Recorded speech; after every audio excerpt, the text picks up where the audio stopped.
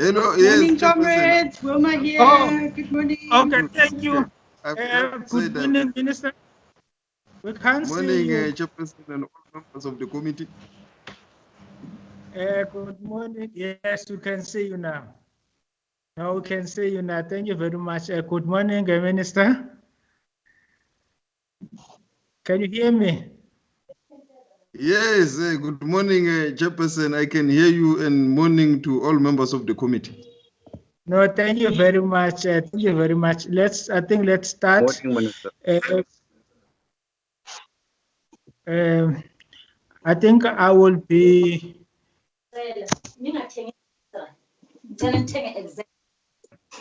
I am greeting the minister on behalf of all members, so I think it's not necessary that individually must greet the minister.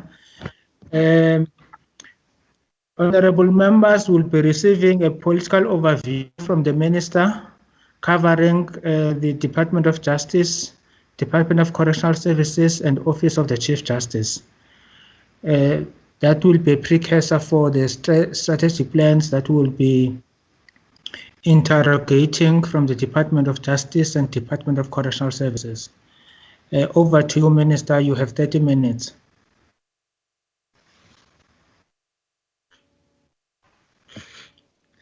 Yeah, thank you, Chairperson, and I welcome the opportunity to engage the committee. The Deputy Minister of Correctional Services, Inkosi Upatekile Olomisa, and the Deputy Minister of Justice and Constitutional Development, Mr. John Jeffrey, Chairperson, on all members of the committee. I greet you all in this morning. It does send quite a confusing message. It is. You could see even on social media others were asking to say, have you not been told that sorry, you can't who is on? Someone speaking. Can you please mute your mics? Can you press it, Minister? You can proceed, Minister. Yeah, thank you, Chairperson. It is an honor and a privilege to present the political overview for the Strategic Plan 2020-2025 and the Annual Performance Plan for the 2020-21 financial year on behalf of the Department of Justice and Constitutional Development, the Department of Correctional Services, as well as the department which we refer to as the Office of the Chief Justice. The Office of the Chief Justice tabled its second strategic plan 2020-2025 since it became a fully fledged department under Vote 22 in the 2015-16 financial year. These strategic plans, honorable members, comes at a time when South Africa is confronted with a pandemic that has redefined the way we live and the way we work. When we conceptualized these plans, our priorities was invoke a paradigm shift in our country, a shift to rebuild the capacity of the state, rebuild our ability to fight corruption, restore investor confidence, recalibrate the economy, and create much needed jobs through the respect of the rule of law. But as the African proverb goes, Igamva alaziwa. No one knows what tomorrow brings. We are now being required to implement these plans on the back of a COVID-19 pandemic amid a recessionary economic climate. Because of this, we must reflect on the impact of the pandemic, even though the strategic plans and the annual performance plans were finalized before the gravity and the impact of the COVID-19 pandemic in our country were fully understood or even known. It is clear that ability to deliver on our priorities will be curtailed by the advent of COVID-19. We are experiencing challenges in areas where none before, and this forces us to think outside the box and adapt to new challenges.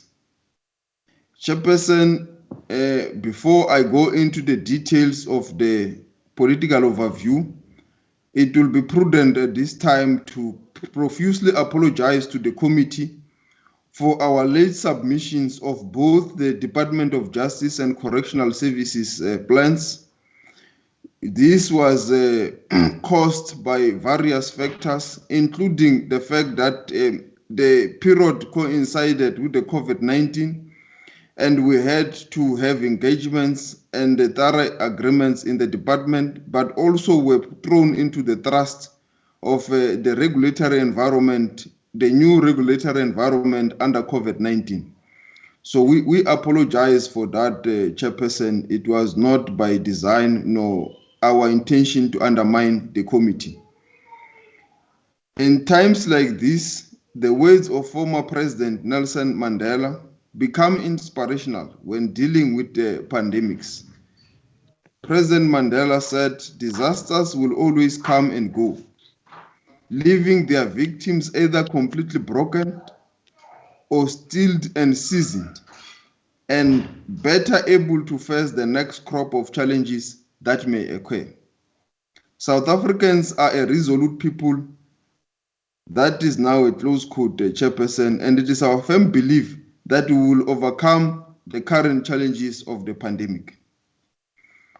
Broadly speaking, there are 8 priorities that we wish to outline, which permeate across all the 3 departments, some unique to the nature of a particular department, but mostly in the main, give expression to the ultimate outcome of an integrated justice system and an effective correctional services system. In the main, these priorities seek to implement our vision of ensuring that we have a capable, ethical, and a developmental state, social cohesion, and safe communities. To this end of the financial year is envisaged as the year wherein we fill the vacant post to enhance our endeavors to build a capable state and that is effective to deliver services to the people. If we are to deliver on our promise of providing people-centered services, then this is a very crucial task on our shoulder. This will be done in tandem with implementing the findings made by various oversight bodies, such as the Auditor General, as well as those that set out special reports received from time to time, like this committee, SCOPA, the Special Investigating Unit, and others like a Commission of Inquiries. The Department of Correctional Services has over the years been subject to several high-profile investigations over maladministration and corruption. This has harmed its public image. We are therefore committed to reverse this by following through on relevant SIU resolutions, including the ones I have already mentioned above, and ensuring that there is consequent management is implemented throughout the system. Impunity breaks down public trust, and we are clear in our resolve that an ethical state is founded on consequence management. The Batupilu principle underpins how we serve the people. Correctional Services, the department's guiding metric is to promote a just and a peaceful society by incarcerating inmates in a safe and secure environment and correct their offending behavior. Once we have corrected such behavior, the next step is to reintegrate inmates back into communities wherein they are released. As honorable members are aware, behind the prison walls, there are various programs that unfold for inmates to get to attend to school, are trained in various fields, produce their own food, and do other skills development activities. We have heard the outcries on the parole system. We are busy reviewing it, and we have adopted measures that will in the interim assist us to minimize the risk of those that are released through the system. And as a result, there is a pilot project currently happening in the Western Cape, and that will be extended to the current program of parole. Our approach will also be victim-centric. Victims of crimes are often robbed of breadwinners, relatives, friends, and they only hear from the justice system or correctional services on the date of a sentence of the offender. After that, they will only hear from us on the date of consideration of the parole. Our review of the system seeks to correct this so that the victim also plays a role during the incarceration period. This year, we also want to maintain an unqualified audit opinion for the Department of Correctional Services and build towards a clean audit in the succeeding years. The DCS has 5 programs, namely administration, incarceration, rehabilitation, care, and social reintegration. Some of the major plans for 2020 and 2021 financial year include dealing decisively with corruption, as I've stated above, approve the integrated resource management strategy, master plan, information system, security technology. The issue of management overcrowding is an ongoing one. Increase the number of offenders participating in occupational skills and educational programs. Ensure that offenders have access to quality health care. At the same time, Chairperson, it is clear that the parole system requires a review, and it is in this regard that we will attend to that through the program of the review of the Correctional Services Act. It will also encompass the issue of the review of the parole system, and the Western Cape, as I've said, is already leading in this regard through the pilot project. And there are lessons that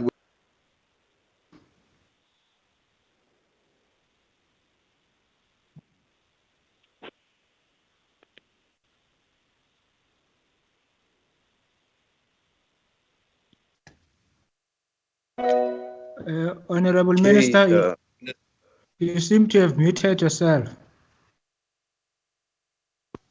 My apology, Chairperson. I did not see that I've touched the mute button.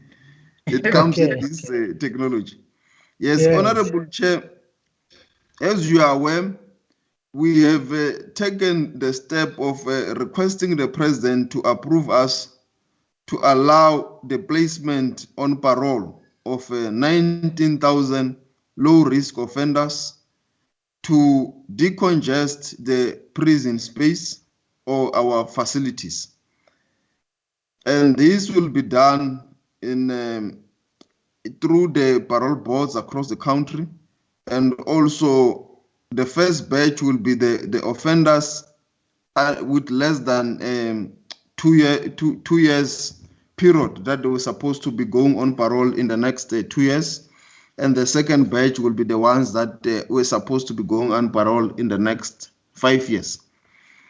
The current COVID-19 pandemic has highlighted the requirements to reduce the number of people incarcerated in correctional centers to a level which does not pose a serious health and safety risk to officials, inmates, and ultimately the communities in which the offenders are released. The experience we have learned from the positive tests in East London and the Western Cape have been instructive to us to reduce overcrowding, as we need to ready our system to cope with the virus. Because when one offender tests positive, you are forced to test a huge number of the offenders and also a huge number of the correctional services officials. We know that this is a short-term but a critical mechanism to curtail the catastrophic effects of overcrowding as we speak now. We are also looking at mechanisms to address the issue of awaiting trial detainees who have been granted bail but cannot post it. And in this regard, Section 63A of the Criminal Procedure is being looked at to be implemented by the head of correctional centers in collaboration with the other stakeholders as the NPA and the judiciary, in terms of replacing some of the matters on the roll to look whether there can be a remedy or a solution. We are conscious of the fact that building new facilities is not a solution in and on itself. Our interventions need to be embedded in the reforms of the entire criminal justice system.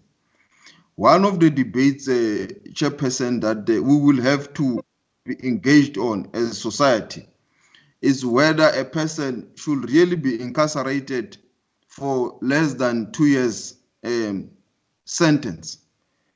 Evidence is beginning to emerge in the correctional services that those that have been in our facilities for less than 2 years, they do not really get out rehabilitated offenders. Hence, an engagement on the reforms, but an engagement also with everyone involved in the administration of justice, the NPA and the presiding officers, is an ongoing discussion that remains relevant in this regard.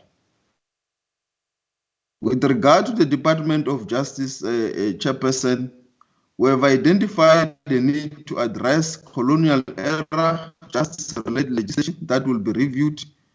And as I stated in my first budget speech, this financial year, we will also begin the process of reviewing both the Criminal Procedure Act and the Correctional Services Act. I'm sure that the honorable members will agree with me that the Criminal Procedure Act was promulgated with a different society in mind. And as we speak today in a constitutional order, we will have to make it compatible with the current circumstances.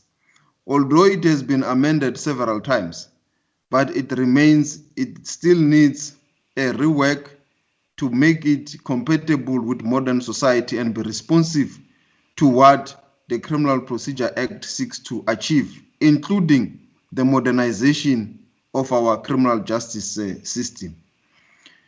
Chairperson, the other issue that we are going to deal with at Justice with this committee is related to land justice. The quest for land justice is well documented, and it is somewhat an indictment to those of us who believe in justice, that we find ourselves with paucity of land jurisprudence 26 years after achieving our democracy, particularly on the proper interpretation of the just and the equitable principle, as provided for in Section 25(3) of the Constitution. In this year, the process to transfer the legal representation function and related budget currently undertaken by the Land Rights Management Facility in the Department of Agriculture, Land Reform and Rural Development will be transferred to Legal Aid South Africa. This development will fundamentally place Legal Aid South Africa at the center of efforts towards land justice in South Africa. I'm aware, Chairperson, you will later engage with Legal Aid South Africa, and these are reflected in their strategic plan.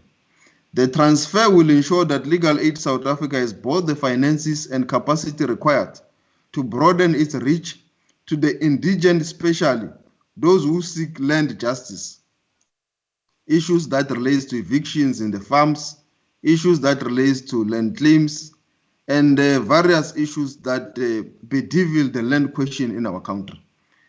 This will also go with the land court bill that we will introduce during this financial year, which will broaden the mandate of the land claims court and create permanent judges to enable the court to effectively adjudicate in land disputes in the country.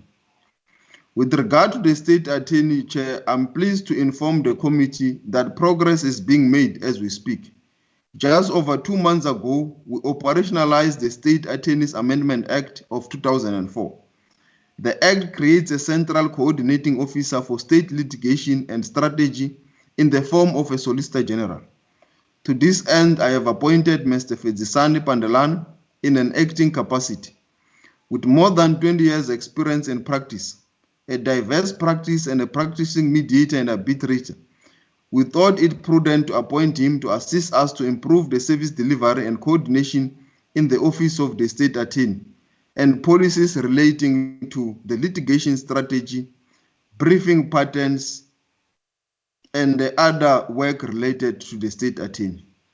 We will also seek to broadly address the judicial transformation in terms of Section 1752, which empowers the cabinet member responsible for the administration of justice to appoint acting judges. The organized legal professions have complained about the process followed in the appointment of acting judges. Hence, we will soon begin a process to consult all stakeholders on reforms that could enhance transparency and efficiency in the process.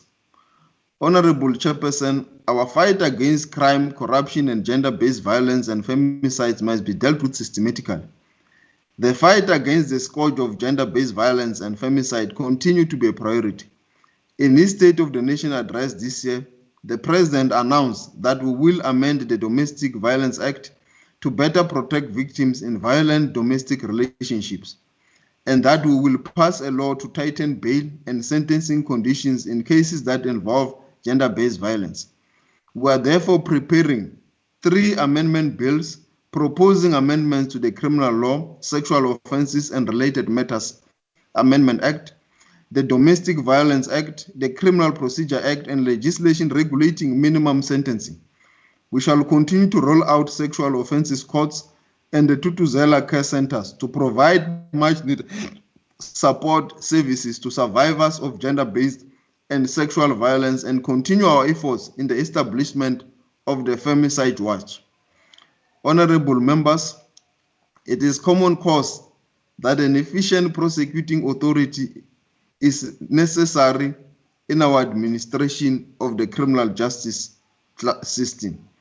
As such, an NPA which is attuned to the functional, effective, and professional will ultimately increase the credibility of the criminal justice system.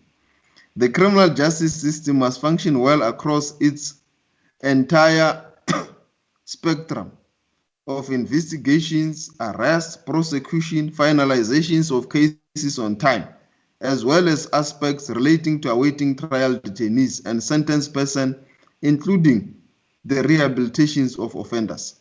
In this regard, we will continue to give support to the NPA in terms of resources to enable them to fill vacancies and also to enable them to modernize their system.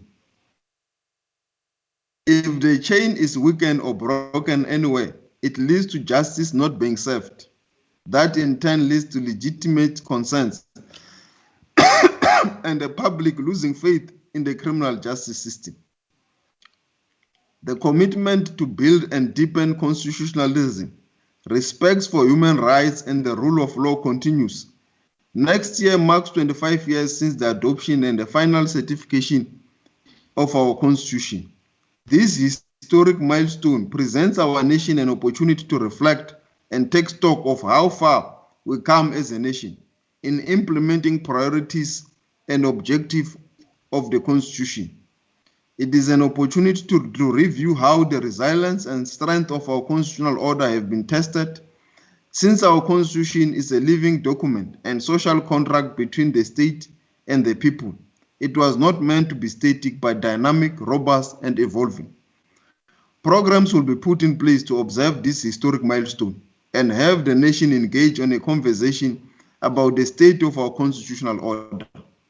In the next 5 years, efforts will be made to increase and deepen the constitutional and human rights awareness of the citizenry.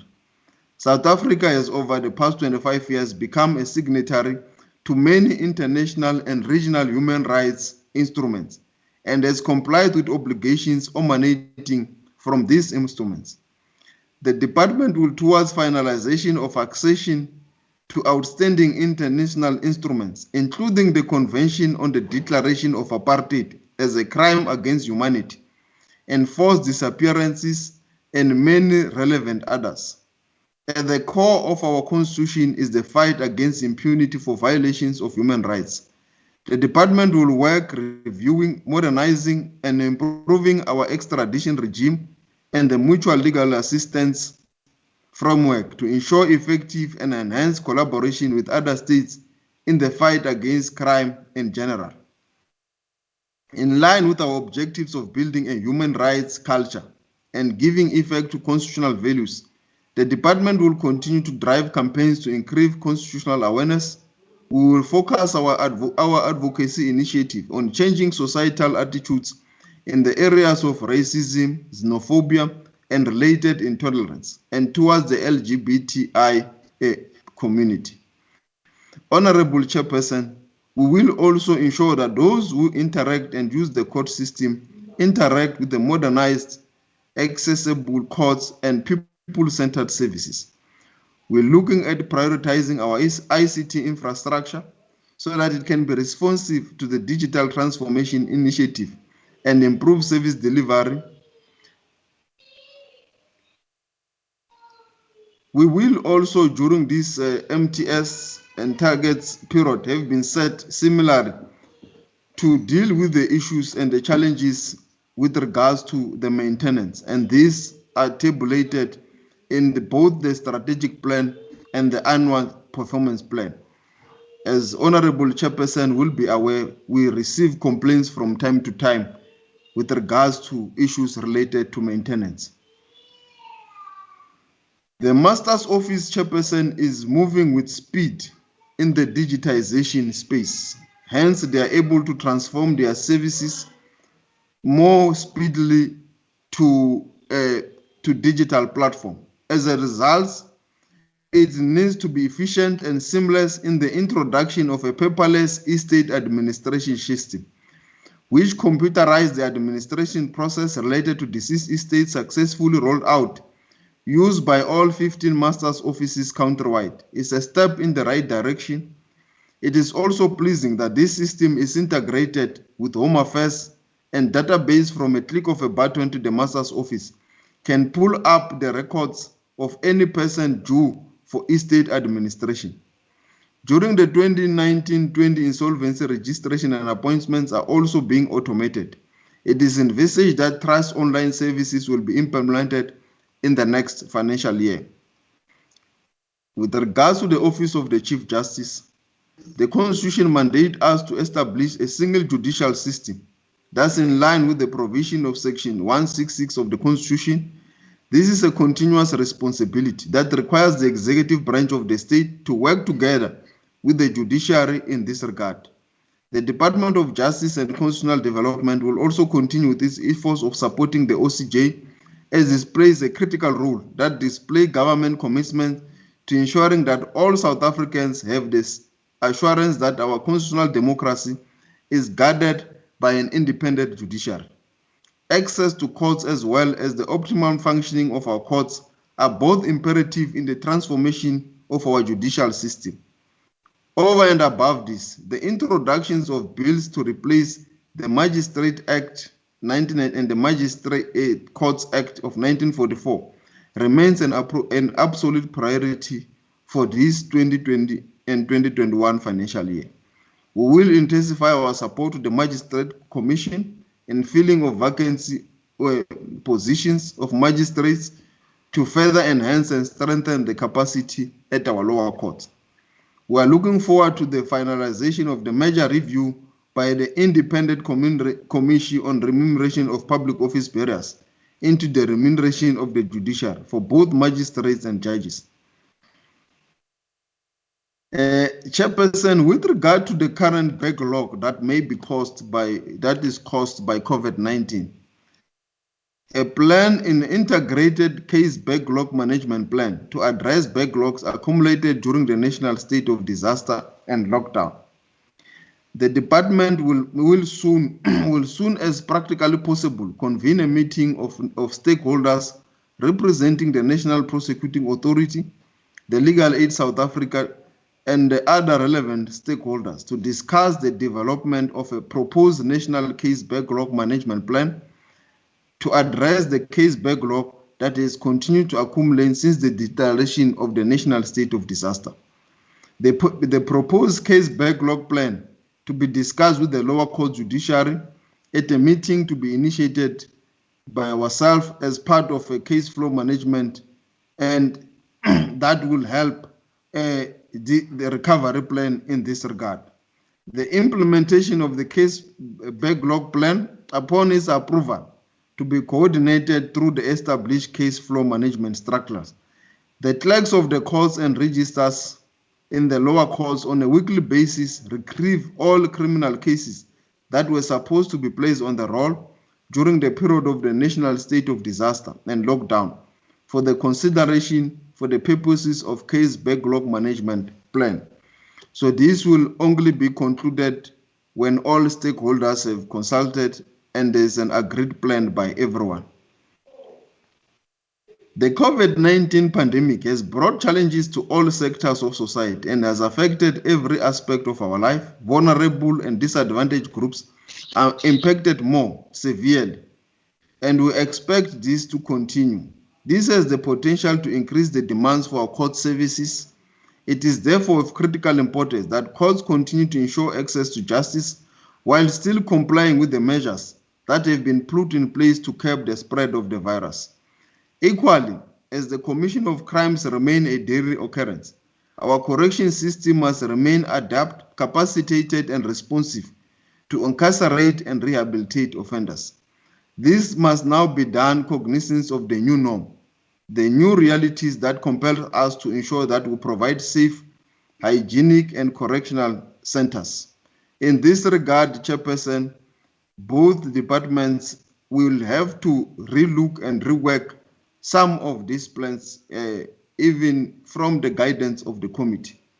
Whilst the country has been put under lockdown, which is now being gradually lifted to combat the spread of COVID-19, the courts have continued to provide essential services focusing on urgent matters and specified time that as communicated. This has obvious implications on the matter that were already enrolled at the courts, like most of them will have to be rescheduled, thereby impacting the targets as set out in the strategic plans and this annual performance plan. As part of the continuity plan of the justice system, we will ensure that we assess the following and come up with medium-term solutions and action plans. What has been the implications with regard to the short-term and the medium-term in terms of the strategy and in terms of the annual performance plans of COVID-19? How are we going to ramp up the delivery of the services after the pandemic? What are the main challenges for ensuring the accessibility of the justice system during the national state of disaster period and the period thereafter? What adaptation should take place at the cost to ensure that court services can still be delivered in the current period while ensuring safety of judicial officers and all role players for criminal and civil matters? How best do we address the increasing threat of COVID-19 pandemic in our correctional centers that have been infected? Chairperson, to conclude, I will want to quote former President Thabo Mbeki, who once eloquently said that as South Africans, we are all partners in the great enterprise of ensuring that the promise of our Constitution is fully realized, making a positive impact on the lives of all our citizens. At a challenging time such as the one we're currently facing as a nation, we are heightened, Chairperson, in the knowledge that we are all partners in the making of our country work and partners in making a positive impact on people's life. That said, let me thank the committee for its leadership and meticulous guidance in carrying out its oversight responsibility of this enormous portfolio, and we greatly value your insights, inputs, and guidance. Thank you very much, Chairperson. Thank you very much, Minister. You are right on time. Thank you very much. Now, members, I'm going to hand over to you for your questions, input, and comments. I have noted Honorable Hanif Hendricks. He'll be followed by Honorable Glennis Breitenbach. Thank you, Honorable Chair. I was PRO for Nikoro in the 70s, in the worst days of apartheid. I'm glad rehabilitation of offenders is in the heart of the Minister.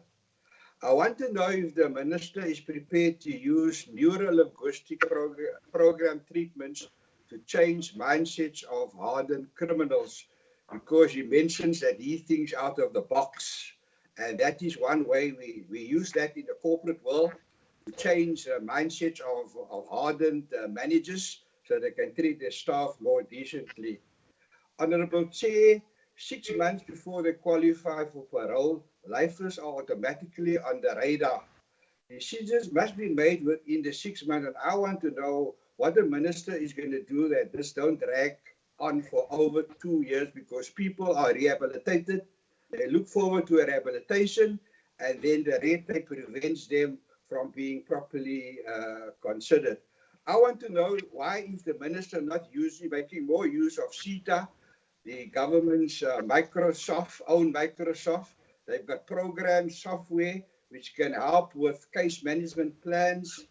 It can also introduce the minister to a new way of thinking. He says he thinks out of the box. We need detective robots. We need a robot prison warders. So robotics must play a very important role, as well as artificial intelligence. Lastly, Honourable Chair, resistance fighters in prison must be considered for earlier parole. The minister must please consider, that while they were also engaged in criminal activity, they did try and bring about our freedoms. Thank you very much. Thank you, Honourable Hendricks. Honourable Dennis Breitenbach. Thank you, Mr. Chair, and good morning, Mr. Minister. Morning. I'd like to... How are you? No, I'm very well. Good. I'd like to know what risks have been identified that may hinder the achieving the outcome and the target set in the 2019-2024 medium-term strategic framework. Also included in that question, for which MTSF priorities there is an availability of budget, for which MTSF priorities there is a budget shortfall, and how will this be overcome? Then the National Action Plan to Combat Racism, Racial Discrimination, Xenophobia and Related Intolerance was approved by Cabinet in February 2019. Has a funding model been developed for the implementation of the National Action Plan? Have funds been allocated in the 2020-2021 budget for implementation? Treasury provided additional funds of approximately 120 million over the medium term for the Specialised Commercial Crime Courts. How will the allocation of 37.3 million in 2020-2021 be spent? What plans are in place to ensure that there will be sufficient specialised prosecutors available for these courts? And then you spoke briefly about the proposed release of approximately 19,000 inmates. What measures have been put in place to assist community corrections to deal with these 19,000 proposed releases, bearing in mind that they currently cannot cope with the parolees as it is? So what are we going to be doing to capacitate them, and if necessary, how can the committee assist with it? Thank you. Thank you very much, Honourable Minister.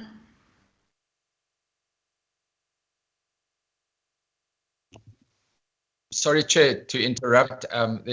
There are a number of MPs that we put our names on the list. I don't know if you've got them. Yeah. Please, No, Chair. Yes, Chair, also. Can you use the meeting? Can you use the meeting chat? We did. We did. Honourable Swart, Honourable Jelle, and then Honourable Mohammed. Would you like us to continue now, Chair? Yes. Honourable Woman, Yuho Druchen is on the list as well. Is on the chat as well. Okay. Yeah, Chair, that is also on the list. Honourable Horn, and also noted. Honourable Newport Rachens. Let's start with Honourable Swart. Thank you, Chair. Am I still with you? Yes. Thank you, Minister. Thank you for your input. Minister, just a number of issues. I appreciate the fact about the remand detainees. And as you indicated in your press statement, there are approximately 5,000 that cannot afford bail. And I welcome the Section 63A intervention. I would like you to expedite that if possible.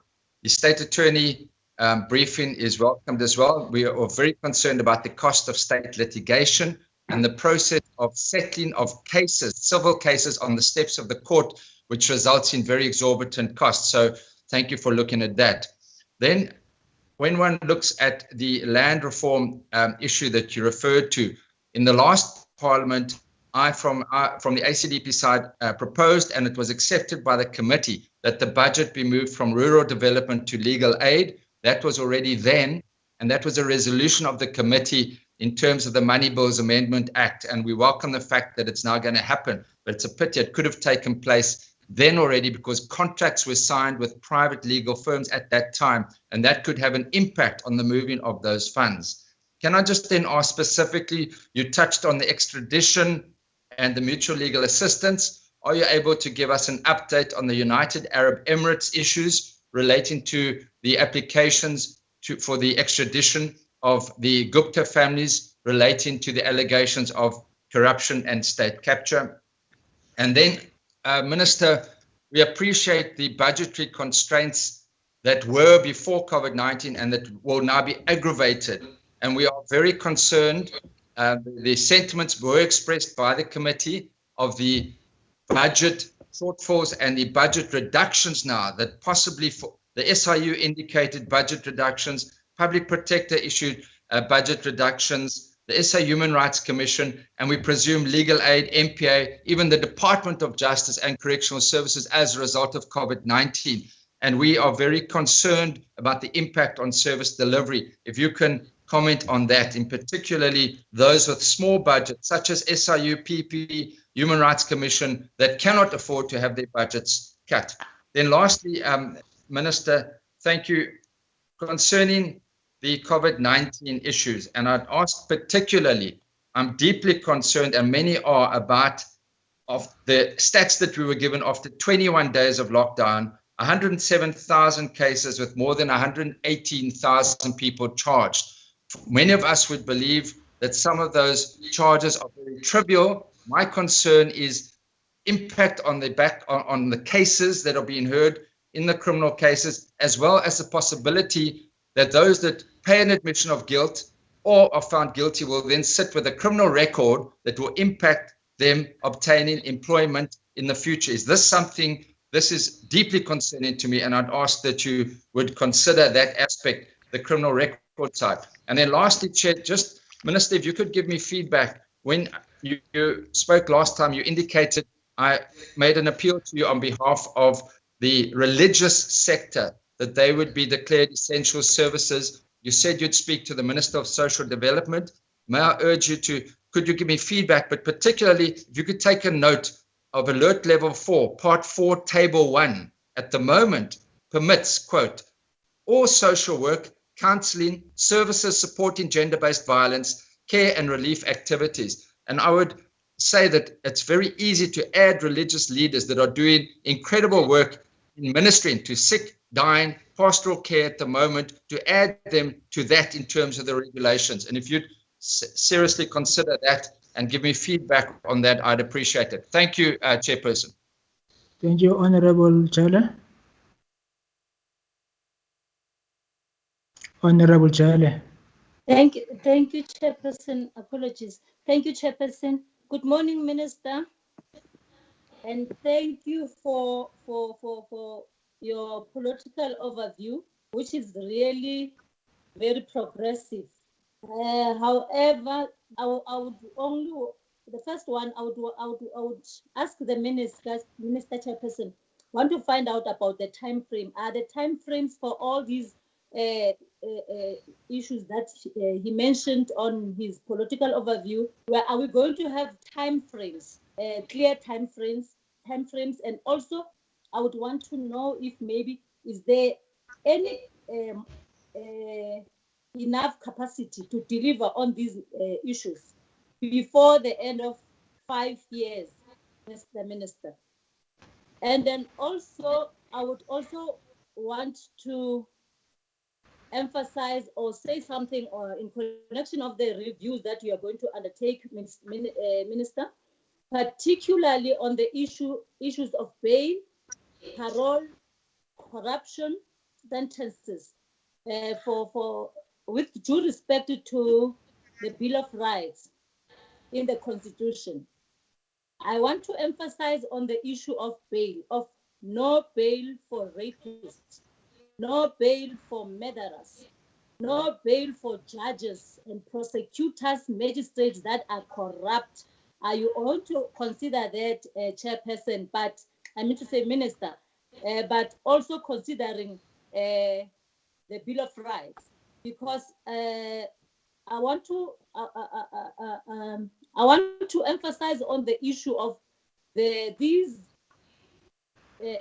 corrupt officials in the justice system that are really causing impediment on the good work that is done within the justice system. Can you please comment on that one? The issue of parole, we welcome that one also, the reviewal of that. But I just want to understand, how many women do we have in these parole boards, Chairperson? And I mean to say Minister. And then again, I have a question on the issue of racism. Are we going to, in this coming 5 years, deal harshly with racism utterances? Also not giving fines when these people are being punished, when you mute your sentences. Can we also consider that? Comment on that one. And then also on your reviewal, Mr. Minister, are you also going to make sure that the sentences that we give to the corrupt people who are stealing from government are going to be harsh? Are you also going to consider that in assisting us in dealing with corruption harshly? I just want to find out from you, Mr. Minister. And then also, I have a question. I think this one, I want to find out from the minister, do we still have laws in the, I heard that we are going to standardize, in fact, we're busy doing that in terms of standardizing the laws within the country. But I want to know, do we still have the laws that are governing, are used only from the homelands? Are we still have those laws that are in existence and that are used within the areas where in our formerly known homeland places? If yes, what are we going to do with that? And then also I have a question on what are you going to do, Minister, also with the issues of the departments that are not responsive, that are not giving joy to the SIU and the public protector. I think I have the last one that I would want to know from the minister is on the issue of COVID-19. When we are busy releasing the prisoners, those that are going to get parole as you presented, Minister, do we consider the victims in that area? I think that one was the last one, Chairperson. Thank you very much. Thank you. Thank you very much, Honorable Horn. Thank you, Chair. And good morning, Minister. And thank you for this political overview. My questions, firstly, the Honorable Brian has referred to the issue of community corrections and the 19,000 released inmates. I want to just latch onto that and ask, firstly, to what extent the department to ensure that all those who would benefit from the early release underwent at least some form of rehabilitation programs. In fact, that we know that typically the intensity or the chance to really benefit from rehabilitation programs happens towards the latter end of a sentence when the specific parole report is to be prepared ordinarily. In addition to that, we've noted also that earlier this year, in the run-up to the lockdown, really, when the disaster was taking form, the Minister announced at that stage the consideration of all parole board reports was denied. Can the Minister confirm whether he, as we speak, has considered all formal reports of the parole boards, and at this stage, whether they still, I don't want to put a backlog, but pending ones for him to consider? Then, in respect of the programs of both DCS and Department of Justice, we know the Minister the other day referred to the... Chairperson, if you can intervene, Honorable Horn, I hear him, but he's breaking a lot. Okay. Yeah. On my side, I hear and see everything, Minister. Werner, try switching off your picture. It improves the reception. I've switched off my camera. Hopefully that will assist. I was on the programs of both DCS and the Department of Justice, Chair. The other day, the Minister referred to the upgrades at some DCS facilities and the new ones that is to be built. And we also know that there is this perpetual problem of slow progress also with the build program of the Department of Justice. I understood it in terms of level 4, Department of Public Works were allowed to continue with its capital infrastructure projects. Could the Minister inform as to whether the different build programs of DCS and the Department of Justice has, let's say, started again? And if not, what is the plan of action there? Certainly, in respect of the legislative program, Chair, we as a committee are well aware of what is supposedly in the pipeline, and I don't want to sound negative, but in respect of both domestic violence and the lower courts bill, this has been in the pipeline for very long. So, and the ministers say that there's still a commitment to table these within this financial year. Could, in the light of that, be afforded information as to what has been done during the lockdown by way of distance engagements? We know there's a lot of processes that must happen before bills even go to cabinet. So has those processes continued during the lockdown by way of distance and virtual engagement?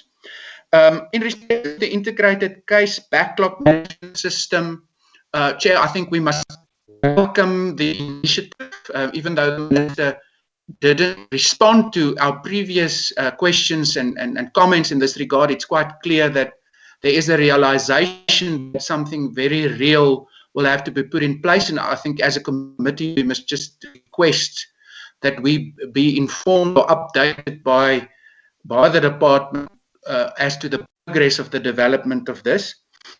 In respect of the country going to level 3, we know that the Minister and the Command Council and the Cabinet did not accede to the requests of the Legal Practice Council during level 4 to afford legal practitioners to start working again. The Minister indicate to us that whether as from last Friday, when consultations have started with stakeholders, he has engaged again with the Legal Practice Council and whether they could get some legal practitioners could get some good news when level 3 arrives.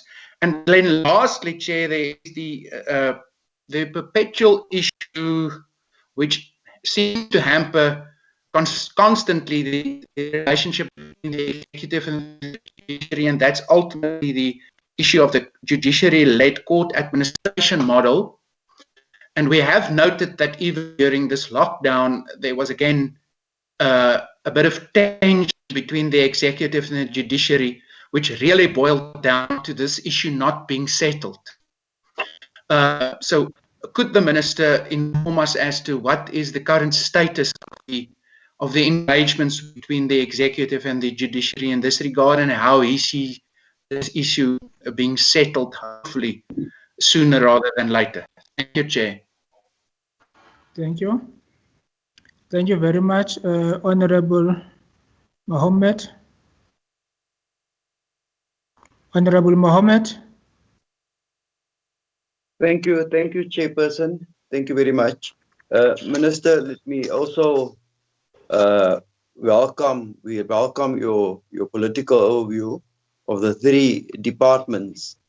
In particular, we welcome and excited about the land justice program through the legal aid, which in the past has not reached its pinnacle, as we have seen in a number of rural areas, particularly my own experience in the Western Cape. The model currently in place is not reaching those who are most affected, and we hope that this particular process through legal aid will reach those negatively affected who are being evicted unjustly. Also on the gender-based violence and femicide, that we're looking forward to process the three pieces of legislation, the amendments that you've referred. I just have some questions, Minister. On the single judiciary on the OCJ, you mentioned that there will be some attention given to this. But when will we get a final entity or model or time frame? As you know, this is work that has commenced in 2008. In 2010, a halfway mark was settled through the interim promulgation of a department called the OCJ. And since 2010, they've tried to give effect to that mandate. And I think 10 years later now, the time has arrived that we set a time frame, in fact, for the final entity to be determined. Then, just on the case backlog maintenance plan, Minister, you referred to, this is to recover the case backlogs currently under COVID-19 being postponed and how to recover that. Will it include the forward planning you referred to? Will it include Saturday sittings in line with international experiences in the short term? Just a question on that. And then lastly, Minister, you mentioned something on maintenance or challenge. I couldn't get clearly what you were referring to. If you may clarify that one for us. Thank you very much, Chair. Thank you very much, Honorable Mohammed.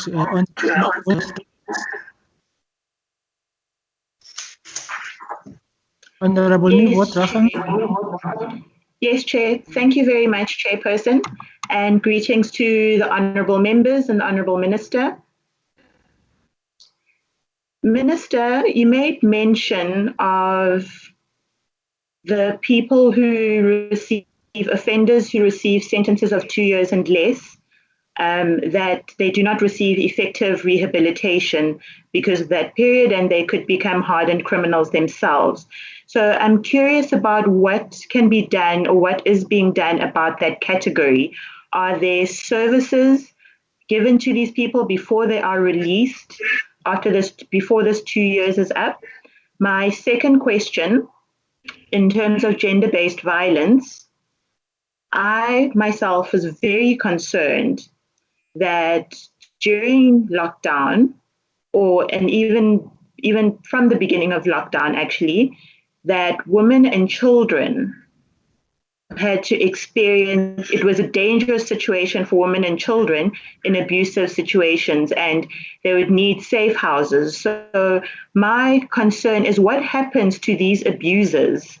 You know, if the woman and child the mothers and the children have to leave and have to be put in places of safety, what happens to the abuser during the lockdown? And what have we learned from this experience of lockdown in terms of gender-based violence? And my third question, in correctional services, in the different centers where upgrades are happening, and my concern in terms of COVID-19 is that, yes, it's not easy, there's overcrowding, and it's not easy if people get infected while they're in the facility. So What are you doing to mitigate that? What are you, in the meantime, what are you doing with these COVID-infected offenders? And lastly, using virtual meetings is, in this kind of time, is better than nothing, one can say. So do the inmates have access to virtual services? Do their legal representatives have access to virtual meetings in order to process their cases? And the correctional services facilities, do they themselves have the technology for to host virtual meetings? Thank you, Minister. Thank you very much, Honorable Janje.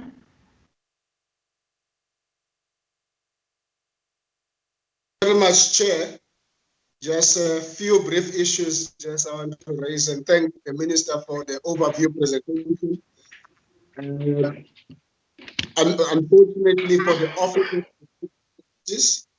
we've already it, so I might not be able to get into it. But the few issues that I want to raise to the Minister, is the Minister happy that there is coherence between the medium-term strategic framework and the plans that he's presenting here today? When we meet with the departments on Wednesday and Friday, are we going to see that connection? Just want him to indicate that. 2, in October, when we met with the Minister in the annual reports, he had promised us turnaround plans for both the Justice Department as well as Correctional Services. Now that he's presenting a forward-looking plan.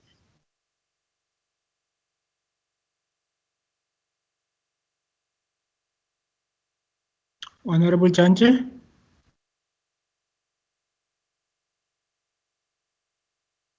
I don't, okay, thank you. And then the third point, Chair.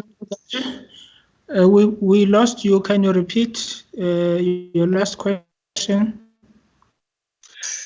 My last point that I was making, Chair, was that in terms of the turnaround plans that he announced in October in the annual report for both departments,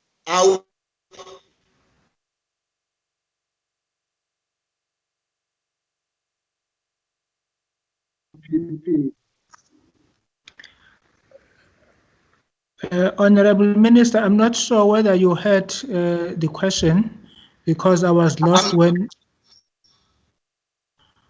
I got lost when he was referring to both departments. After that, I could not hear him. I'm not sure whether you heard him on your side. Yeah, I can. Okay. I think Chairperson. Can I continue, Chair? Okay. Yeah, you can proceed, Honorable Judge. Okay. Thank you, Chair. I've just turned off my camera so that you can just hear the voice. Okay. The third point, Chair, that I want the Minister to speak on, there are Concord directives that are kind of outstanding. Is the APPs of the Justice going to be help us to deal with those and with time frames, very specific Concord directives?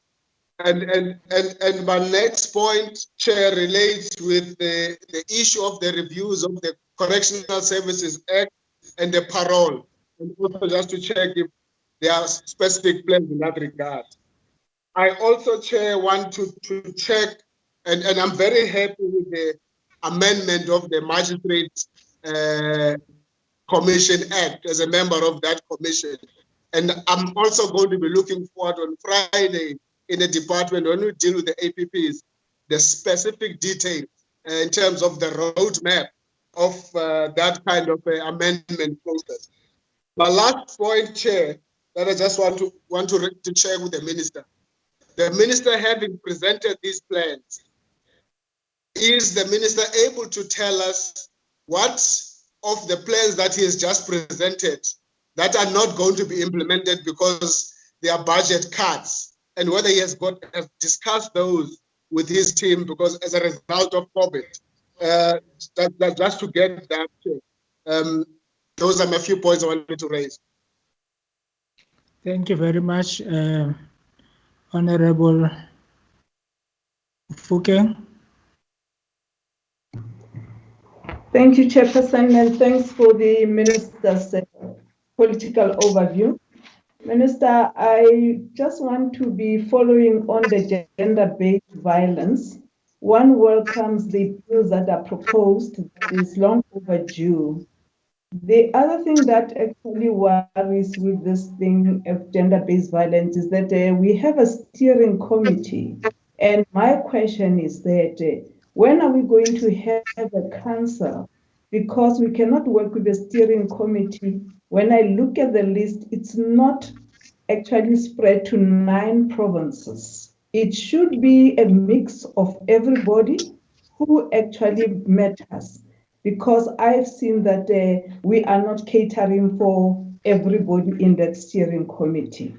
The other one that comes into the issue of gender-based violence that is very disturbing is that I didn't hear you saying that we look at the courts where women go or people that are complaining about these issues, especially the protection orders.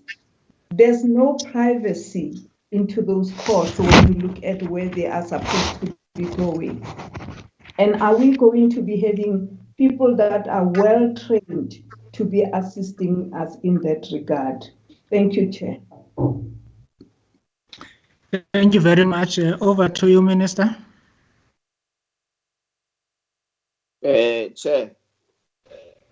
Chairperson. Honorable Deputy Minister. Chair, it's Honorable Ngola. Oh, okay. Honorable Ngola. I have long my hand, Chair. There is a problem with this meeting chart. I only see 2 people here, Honorable Hanif and Honorable Glenis. So proceed. Engosi Sihlalo. Umuzi wami wokuqala goes to you. Uba ingaba le system siyisebenzisayo inazo na interpreters, the interpreting system. I am worried kuba namhlanje ndirhalela ukuxoxa ngolwimi lwam lenkobe. Chair, umphathiswa ubandakanye kwezinye zezinto azibandakanyileyo umcimbi we-case backlog. Umcimbi we-case backlog we entered the lockdown with.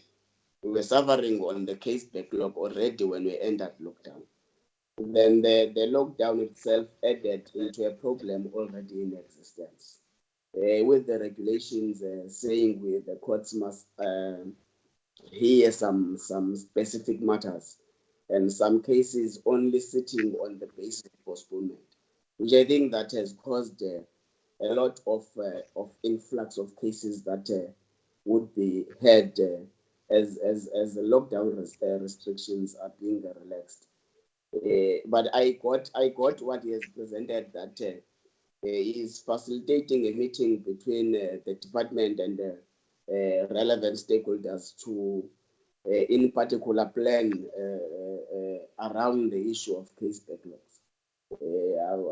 I think that covered my question a bit, but would await that concrete plan in terms of dealing with this issue of case backlog. But umbuzo wami wesibini Sihlalo, ukulento yamabanjwa ayi-19,000 ohloniphekileyo uBreitenbach ebeke wawuchaphazela. Kodwa beyond ukulungiswa kwabantu bokuhlala in terms of receiving those inmates, enye into ebendirhalela ukuyiqonda into yoba yeyiphi criteria esiyisebenzileyo in terms of our rehabilitation program to arrive at 19, and what is the actual criteria that we used in terms of saying this is the form or the kind of inmates that are qualified to be released Lastly, Chair, bekuke kwaza ingcazelo apha yokuba kukhona iinkantolo zoomantyi ezithe zavalwa ngenxa yoba kukho amagosa enkantolo athe achaphazeleka ngumcimbi we-COVID-19. Mhlawumbi uba besinoke sifumane i-progress report on that. Have we been able to deal with the matter? Have we been able to resume the work of those, particularly the magistrate courts? That's all, Chair. Inkosi. Thank you very much. Honorable Minister, I know you are very agile. I think you did understand the questions asked by Honorable Nola. If you can also give us an update on the accountability model. I know it is with the Deputy President, but if you have the update, how far is it now? Over to you, Honorable Minister. Yeah, thank you, Chairperson. Sorry, and welcome, Honorable Deputy Minister Olomisa. Yeah, no, thank you, Chairperson. I will request also both Deputy Minister Olomisa and Minister Jeffrey to also answer some of the questions. I will also answer some. The first questions came from Honorable Hendricks with regard to the red tape related to the lifers processes of parole. The recommendations that comes from the parole boards have to come to my office, and we have cleared the backlog that was there, Chairperson. You will remember in the last in some of the sittings, it was raised the issue of the backlog about the lifers paroles. We have cleared the backlog. What we are now dealing with are the cases that comes to us from month to month. So we have attended to that issue of the backlog, and the process is also being relooked at in terms of how can we modernize it to adapt to the work backlog that comes from time to time.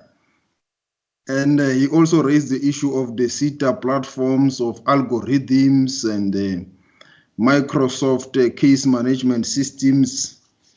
Those the case management systems, as you are aware, is already what we are working with CETA on, and it's what we are to manage these processes of the paroles. But the issues of algorithms and robots to man the prisons and to help us there, Chairperson, at this stage is not something that we have looked at in terms of the robots. While we do welcome innovations and technology, it has not yet at this stage been what we have considered. But we do look at the various other innovative platforms that help us to do the work.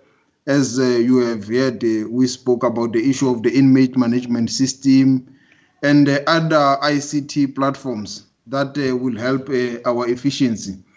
And our intention is to be able to, on a month-to-month basis, as and when the lifers recommendations comes, we attend to them. Now that we have been able to clear the backlog, as you will remember, Chair, we had more than 500 files that we were sitting with, and we reported to the committee that it's a huge number when we arrive. And if for them, we needed almost a period of 2 weeks to a month. But we are happy to say that we have cleared that. And now we are going to try our level best that we deal with them as and when they arrive, so that we don't find ourselves with a backlog. And with regard to lifers, Honorable Hendricks is correct. It is linked to their rehabilitation programs. And from the little data or evidence that is available, is that most of them, as they are released, there is a very limited number of them that reoffend, or very low number. So it's a discussion that we may need, Chairperson, and it's one of the issues that from time to time arises, because obviously when we deal with heinous crimes and the issues that offend the community the most is this type of crimes that are committed by lifers. But on the flip side, these are the people that have shown another level of rehabilitation. And as to how we treat them, how we deal with them, it's an issue that needs societal considerations. And I think it's a point that the inspecting judge, Judge Edwin Cameron, also raises from time to time when he has an opportunity. So our view is that there is a need indeed for a debate in society at this stage, for society to also be involved and understand what we are dealing with in this regard. Honorable Bredenbach raises the issue of the MTSF action plan and the issues of the budget constraints. I think with regard to the national action plan, I will request the DM Jeffrey to respond to that question.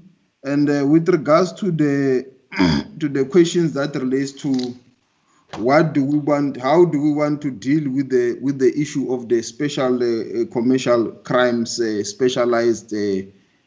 What we expect is that the NPA will be able to fill the vacancies in terms of the resources that has been provided to them. And the expectation is that they should be able to do this to get that mixture of experience, but it should also be used also to bring in a dynamic, fresh bloods that also help the NPA to also reach certain level of diversity, not only to be a platform which is not only helping us with the issue of diversity. It must be able to help us in that regard, and the skills must be transferred so that as we move forward as society, we can see the collective will of the South African public and the rainbow performing functions in that regard. And there will be no, I think she was asking whether we'll have how we intend to spend in that regard. I think that is what we expect, that the NPA should do their best to attend to get people that could help us in that kind of a diversified environment with the relevant skills. And also there should be a program in that regard that also enhances and ensures that there's a transfer of skills to deal with these complex matters that always arise in the Special Commercial Crimes Court. The other one, Honorable Bredenbach, I'm scared to answer to her because it might end up in court papers, Chairperson. So I'm not going to answer. I'm joking, Honorable Chair. I will request the DM to answer the other ones. I'm just joking to attend to them. The Honorable Swart has also raised a number of issues, but I think some of them he was just appreciating that we have responded to the resolutions of this committee with regard to the land court, the legal aid. We intend that this process of transfer should happen during the current financial year. And the other issue he raises is the issue of the UAE. Yes, Chairperson, as you are aware, we are still in the follow-up. There are indeed discussions between ourselves and the UAE with regard to the ratification of the extradition of the mutual legal assistance treaties and also the extradition treaty. But as you are aware, there is a United Nations convention in this regard. Even without an agreement between the two parties or countries, the United Nations Convention it's a law that should be enforceable. And the country that has been requested with regard to mutual legal assistance is obliged to follow that convention to respond if there is no convention, if there is no treaty between the two countries. And at this stage, that is where we are, expecting the cooperation at the level of mutual legal assistance, and the discussions are progressing very well. Obviously there will be hiccups there and there, as and when the information arrives.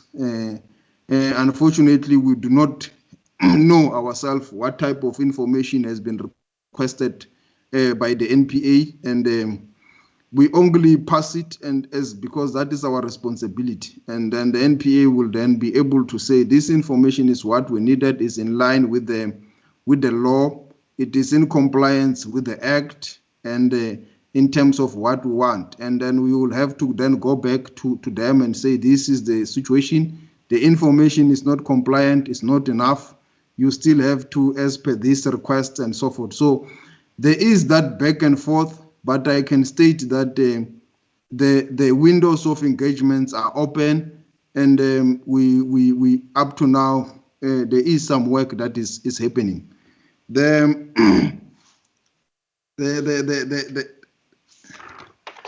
other one is Honorable Jake, if whether there are time frames, the time frames indeed are there in the APP and also in the MTSF as to when should what happen. For example, with regard to the land court bill, we intend to introduce it during this financial year, and those bills that relates to domestic violence or gender-based violence, and also what I've already spoken to, the issue of the budget that relates to the capacitation of the Special Commercial Crimes Court. It should happen during this financial year, and it's an ongoing process in the next financial years. So they are there in terms of the plans as to when. Whether we have enough capacity to deliver on these issues, Chairperson, as I have said, that we have to fill the vacancies to enable this capacity. As you will have seen, we do have challenges, particularly because of vacancies in some of the senior positions in both departments, correctional services and justice. Even in some of the institutions like the NPA, there are vacancies that needs to be filled to enable us to deliver on this. Hence, we have prioritized the issue of filling of these vacancies is what is going to preoccupy us in this financial year to ensure that they are filled, to enable us to function optimally. The review indeed does affect all the issues of bails and the rest of the issues that relates to paroles and so forth. But Chairperson, it will still have to be done guided by the Constitution. So it will have to be in compliance and in line with what the Constitution demands us to do. In terms of how many women do we have in the parole boards,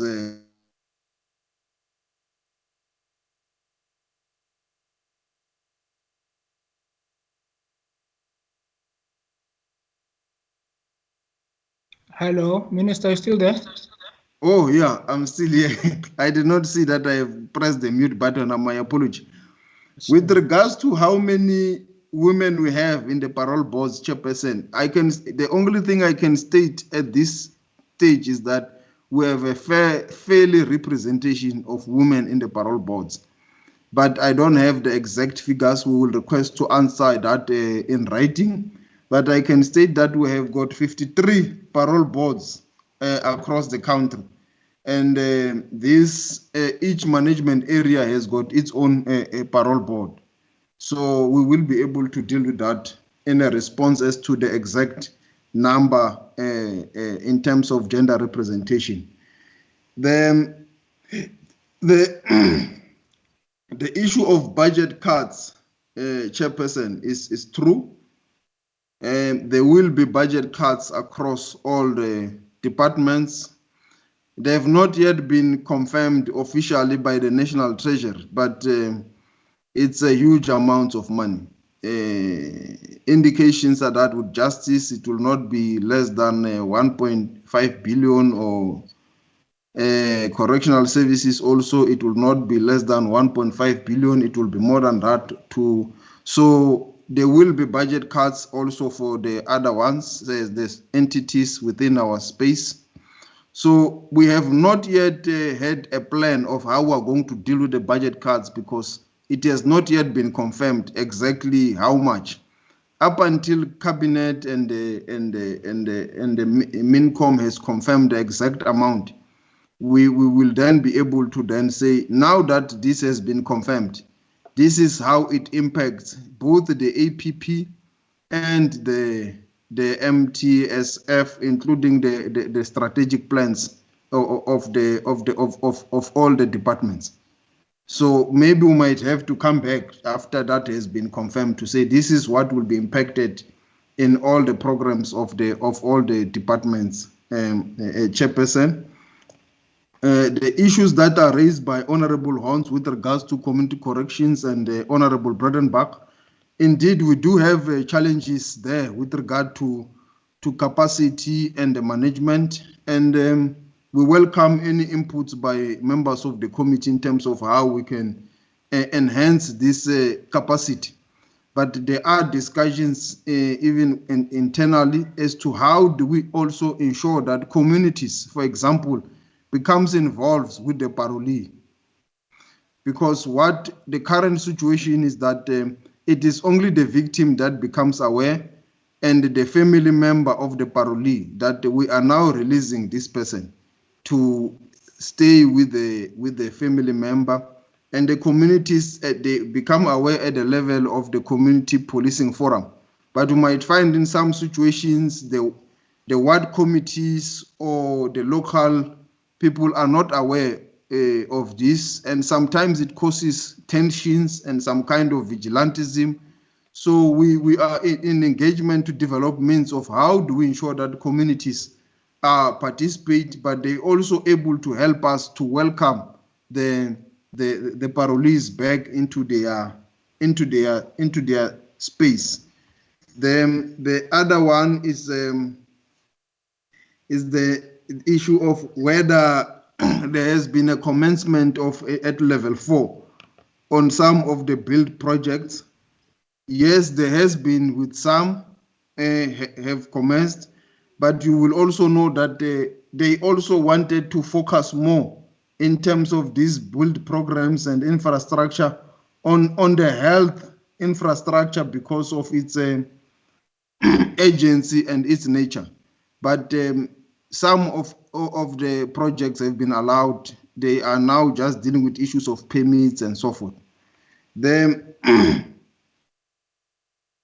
period of time with regards to the engagement, with regards to the accountability model, I think even the chairperson has asked the same question that Honorable Horn is asking, when are we going to resolve this dispute? Chairperson, we obviously we have to take a long-term view, because you can see it's a complex issue that does not only involve just us sitting down and agreeing. Even when you read various judgments, the certification case itself, you read the judgment in Britain when they were dealing with the issue of Brexit, you will realize that this is a complex issue across the globe as to when and who becomes responsible for what, and when does this leadership of this sector or of the issues become settled.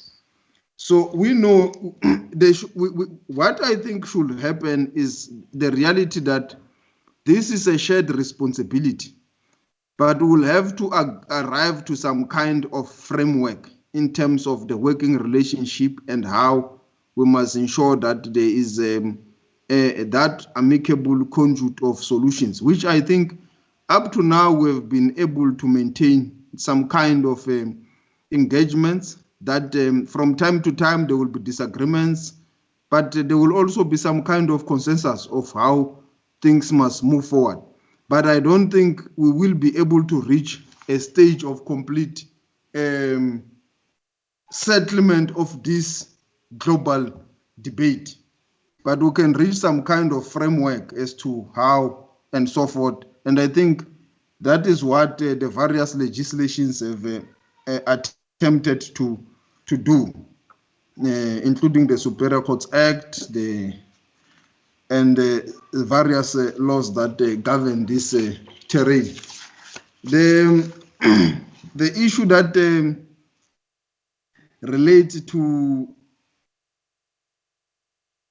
the questions that were asked by Honorable Mohammed,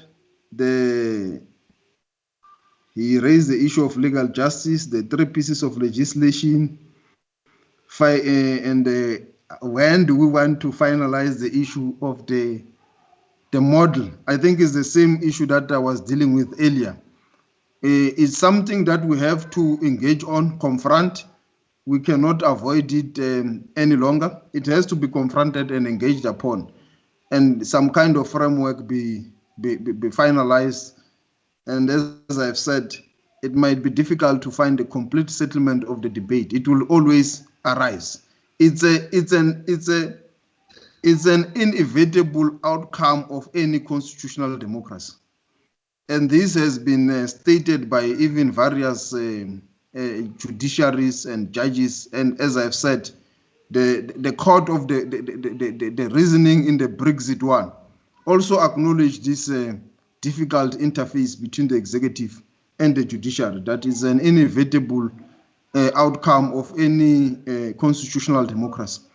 And the issue he raised about maintenance, what is it exactly?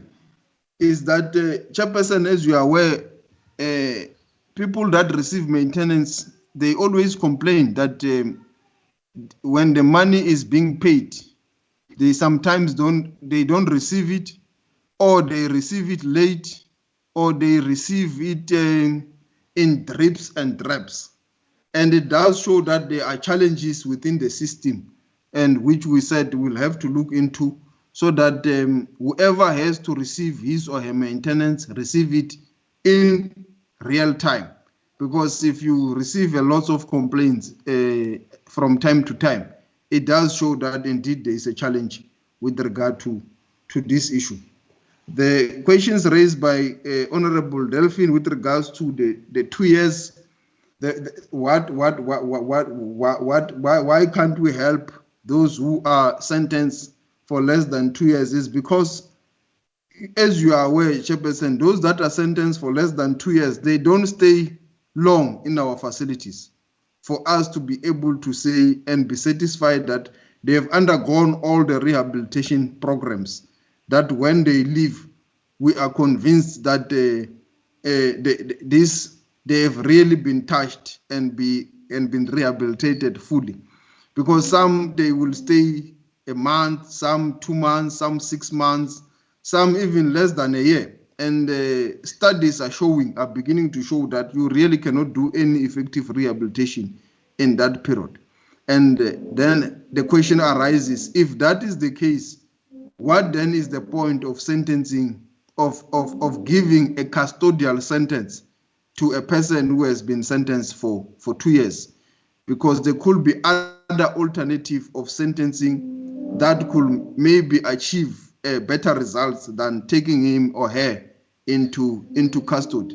But on this one, it's an engagement that we think is necessary by us, the NPA, and including the judiciary. What do we do with the convicted, with the infected offenders? They are isolated, and they are then given the necessary medication. As you can see, Chairperson, it is working, because some of them have recovered. When we record recoveries from time to time, it includes the officials, but it also includes the offenders. And as we speak, there have been a huge number of recoveries from some of the inmates. For example, in the Eastern Cape alone, 40 of them have already recovered. So it does show that the procedures that we are following post the positive test are able to help in the with regards to the health situation.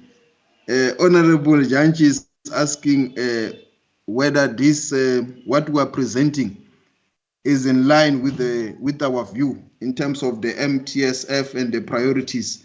And I think, Chairperson, when I started, we apologize for the late submission.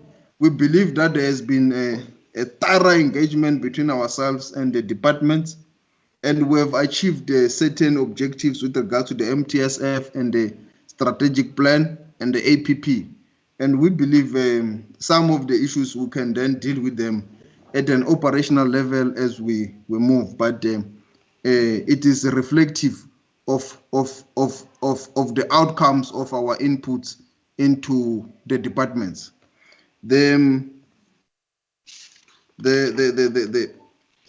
think I've already dealt with the issue of the budget cuts and the shortfalls. And the Honorable Jackie speaks about the issue of when are we having the councils and the other issues that we are dealing with. We will, I think there is a process to formally appoint the council. It's just awaiting a cabinet soon. So it could happen during this financial year. The other questions that she has asked, I will request the DM to deal with them.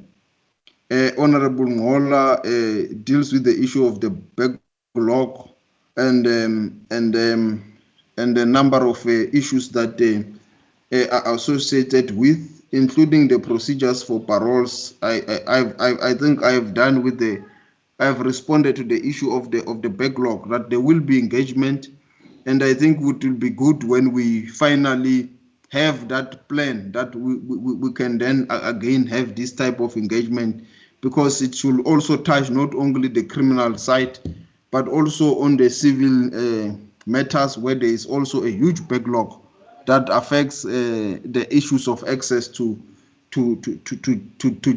justice. And with regard to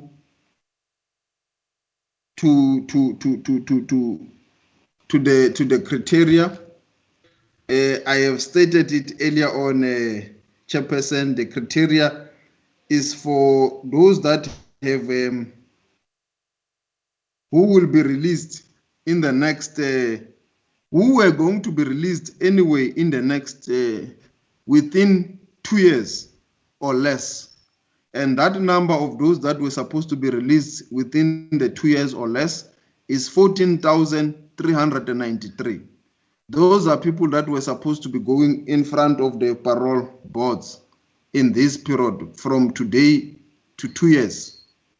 What we have done was just to request that we are allowed, in terms of the Correctional Services Act, with the approval of the President, to bring them for consideration of parole to the parole board. Then the second batch is the ones that are 2 years and above, which is 4,530.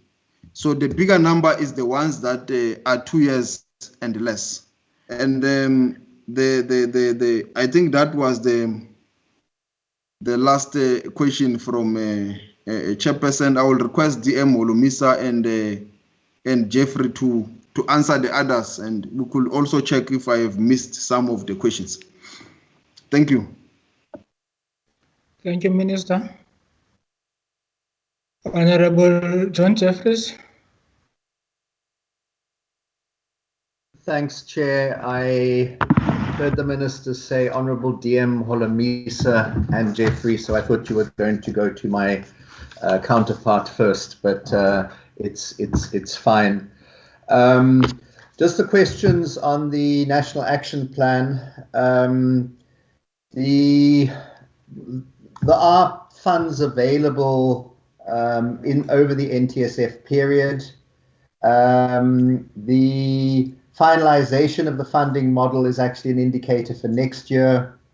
The finalization of the terms of reference for the funding model are this financial year, and that is being worked on.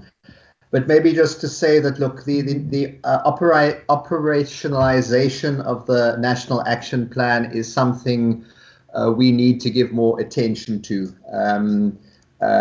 Things are moving too slowly on that matter. It's a 5-year program, so if we don't get going, then we will have really wasted our time. On the issue of the COVID cases, which I think Honourable Swart asked, look, the arrangement at the moment is that in terms of the Criminal Procedure Act, magistrates are allowed to set amounts for admission of guilt. Any individual magistrate can do that. We have engaged with the chief magistrates to try and get uniformity. There is uniformity, as far as I understand, at a district cluster level. That's each province is a cluster, except Gauteng has 2, KZN 2, Eastern Cape 2, and Western Cape 2. But there isn't uniformity between the clusters, which doesn't seem to have been possible, but I think that's regrettable. The fact that admission of guilts are attracting a criminal record, we're aware of that.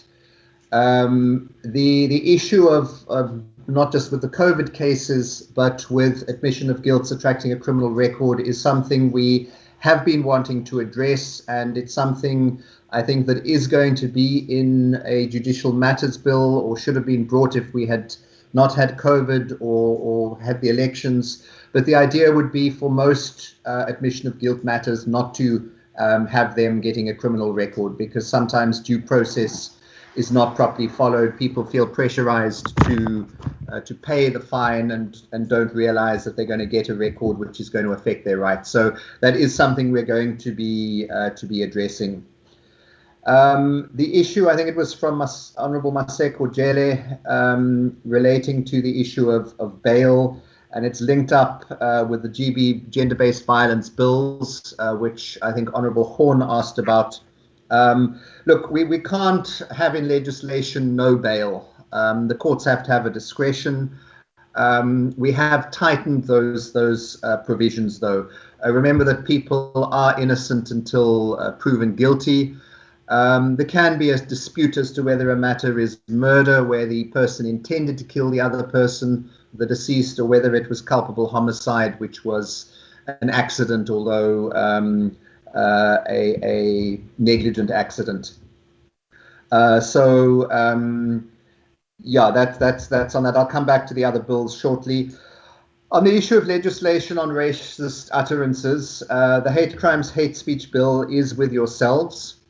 Unfortunately, the issues of hate speech and its limitations are matters before the Constitutional Court. There's 2 cases, the Masuku case, which has been argued and it's waiting for judgment. And then there's the Kolani case, where the Supreme Court of Appeal ruled that sections of Paya relating to hate speech were unconstitutional. The Kolani case was meant to be argued in the Constitutional Court early this month. Unfortunately, the Constitutional Court gave the parties an option of having the matter decided on papers, having the matter argued virtually, or having the matter postponed. The Minister and the Human Rights Commission wanted to argue the matter virtually. Unfortunately, Mr. Kolani and the Freedom of Expression Institute, who I think are an amicus, wanted the matter postponed. And unfortunately, the Constitutional Court agreed to that. So there's no end in sight for a resolution on that matter. But I think that would also make it difficult for you to finalize the hate crimes and hate speech bill until these issues are resolved. On the issue of, are there still homeland laws? Yes, unfortunately, there are. You amended one, I think it was the Transkei Divorce Act in last year, in terms of a Constitutional Court judgment. You also have a Transkei Penal Code. which is a specific criminal law for the territory that was the former Republic of Transkei, so-called.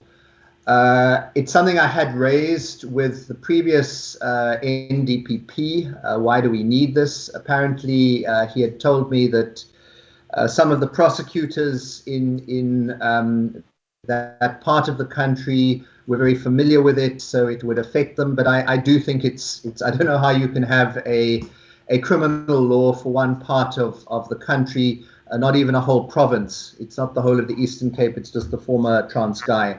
I imagine the Transkei Divorce Act will go when the legislation is sort of finalized on marriages and divorces. The Law Reform Commission did have a project and did remove some of the obsolete bills, but unfortunately there are still a number. When the Traditional Courts Bill is finalized, a number of Homeland Bill acts will be repealed that dealt with traditional courts. Then on the issue of the Magistrates and Magistrates Courts Bill or Lower Courts Bill, the stage we were at just before the lockdown was we were going to then have a broader consultation with stakeholders in the judiciary on the legislation before going out for public comment. Unfortunately, that got affected by COVID. I guess we will have to have that consultation virtually now. And then on the gender-based violence bills, as members should know, they were published for public comment. An extension was asked for, which was, I think, the end of last month. Those comments will then be factored into those bills. But just to highlight one issue that I think we need to debate and resolve the debate on it before the bill gets introduced, and that is because there were some of the submissions on this issue. Is there actually a need for a sexual offences register when in fact you have a criminal records register and all the records are actually there? That's something we need to debate around, with some parties raising that. Is it actually practically possible when in fact employers should be getting the criminal record from the police criminal records register? So I'm just sort of raising that for something to be highlighted. Then as far as other issues with GBV, I mean, as you know, I think it was from Honourable Nivo Drushin or Honourable Mofokeng. The safe houses issue is something with which social development deal with. The regulations were amended to allow people to leave to find those safe houses. There is the general impression is that there's been less cases reported. The courts are still dealing with gender-based violence cases. I don't unfortunately have the statistics about that. The question of what happens to the abuser when usually the woman leaves is definitely something we must follow up on. The maintenance payments issues, yes, there seem to be a lot of problems emerging. I think part of the problem is the ability of maintenance payers then using it as an excuse. The lockdown as an excuse not to pay maintenance, saying that they're not earning as much or not getting any money at all. Just to say on the Section 63A, that's people who've had bail set but can't pay it. That is being implemented. I think there will be matters going to court in the Western Cape this week. It is dependent on correctional services or the head of each facility producing a list of people who are in that position. And then just on the issue of the backlogs, I think I gave these figures last time, and they're the figures for the end of April, that in the same time April last year, the backlog in the district courts was 24,526. It's currently sitting at 37,408, or that was at the end of April. And in the regional court, it was sitting at 23,636 in April last year, and it's now at 29,948. So there has been a significant increase. The level 4 in the minister's directions do allow a lot more to happen in the courts as far as finalizing matters. But the problem is every time there is somebody in a court gets COVID, then that court effectively can't operate properly. And that there's a lot of people coming into the court. So in the Western Cape, we've had problems of court orderlies who are South African police service members being COVID positive, and that affecting the whole court. That's happened at Cape Town. I'm told 2 admin staff in PAL, or some admin staff in PAL have tested COVID positive, so there'll be problems there. The Master's office in the Western Cape is closed today because of COVID. So that's really going to affect how things work, and we've got to, I think, with the different stakeholders, look at what the procedures are when somebody tests COVID positive in a facility, because at the moment it's incredibly disruptive, and even if we were at a lower level, there would still be difficulties. But I think that it's only going to be when things sort of quieten down a bit more that we can look at how we deal with the backlogs, whether we have Saturday sittings, as I think Honourable Mohammed suggested, those kinds of things. Yeah, I think Chair, that is, the Chair's left, but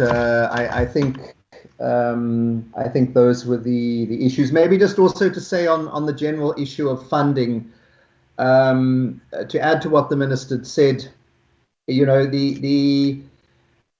we know there are budget cuts coming to pay for the resources to fight COVID. And it's only really going to be possible to work out what changes are needed to the programs once we know what those cuts are. And just to remind honourable members that when it comes to the entities, legal aid, the Human Rights Commission, the Public Protector, Justice does not set their budget amounts. Justice is a conduit through which their money gets paid. They negotiate directly with Treasury. So it's not, I did follow the Public Protector and the Human Rights Commission's inputs to the committee. It's not Justice that's cutting their budget. It's Treasury overall. Let me. I think I've covered the other issues. Oh yeah, just the issue of I think it was from Honourable Horn. I mean, my understanding was that staff at attorneys' firms could work if the work was linked to level 4. I know the Legal Practice Council and the Fidelity Fund are open with staff working and doing some work, but it's something we need to clarify if it is unclear. Thanks, Chair. Thank you very much. Deputy Minister Olomisa. Good morning, Chairperson, Minister, Deputy Minister, and honourable members. Well, essentially, as you can imagine, has covered almost everything that was asked, but I could just mention that we're looking at a cut of 7% this year, which could be approximately 1.9 billion rand because of the COVID-19. With regard to bills that are to be brought to Parliament, we will be, this year, the partial judgment directives are to be brought to Parliament by way of a bill to accommodate the Constitutional Court directives. We'll also look at amendments to the Correctional Services Act to look at the question of parole make sure that it is done much more efficiently and justly. We are also contributing to the Criminal Procedure Act by looking at Section 159A to D to consider extending audiovisual remands. We are also looking at sections that are relating to sentencing. Insofar as whether inmates have access to their lawyers under the lockdown regulations, they do have telephonic contact on urgent matters with their lawyers. What we have learned is that from this COVID-19 pandemic, the importance of community corrections, because they are vital in improving accommodation in our sectors, availability of accommodation in our centers. And so we are looking at finding ways of improving that in terms of resources as well as human resources to ensure that this system of correctional community corrections does contribute to safer communities while at the same time creating space in our overcrowded centers. Of course, before these offenders are released on parole, we make sure that they are screened if they show signs and that they are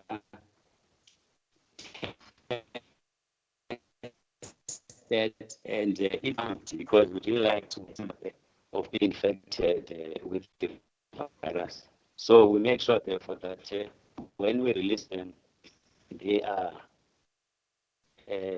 free of the signs of the infection. But also when we send them to their places of release, to their homes, we emphasize the need for those places to be and to have facilities for the sanitization of these people and the requisite other PPEs like face masks and so on. And regarding the matter of whether they are allowed to undergo rehabilitation before they are released, well, as the minister indicated, it's a little bit tricky for short-term prisoners because we don't have enough time to subject them to the programs that we have in order to ensure that when they go out, they are better citizens. But in any event, as again the minister has said, these are some of the people who are considered for release on parole anyway. And as a matter of routine, when they come into our centers, they are subjected to the activities of the case management committees who look at the type of the character of the particular offender that has come in, what kind of programs that will be suitable to that particular individual. So we are in a position, therefore, to use that little bit of information that we have that is going to guide us to ensuring that when we release these people, we are not endangering society further by releasing them to the community. Of course, the people that are released are low-risk offenders that we believe are unlikely to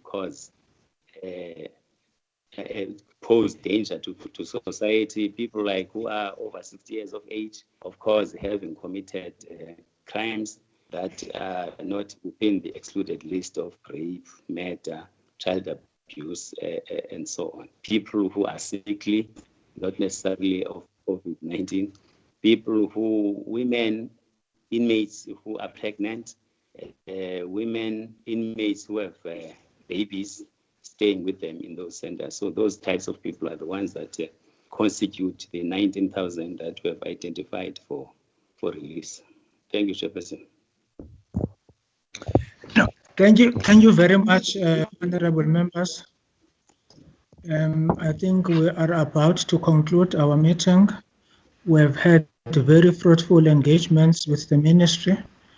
I'm particularly excited about the appointment of the Solicitor General, but we're looking forward to having the not the acting, but the full-time Solicitor General appointed soon.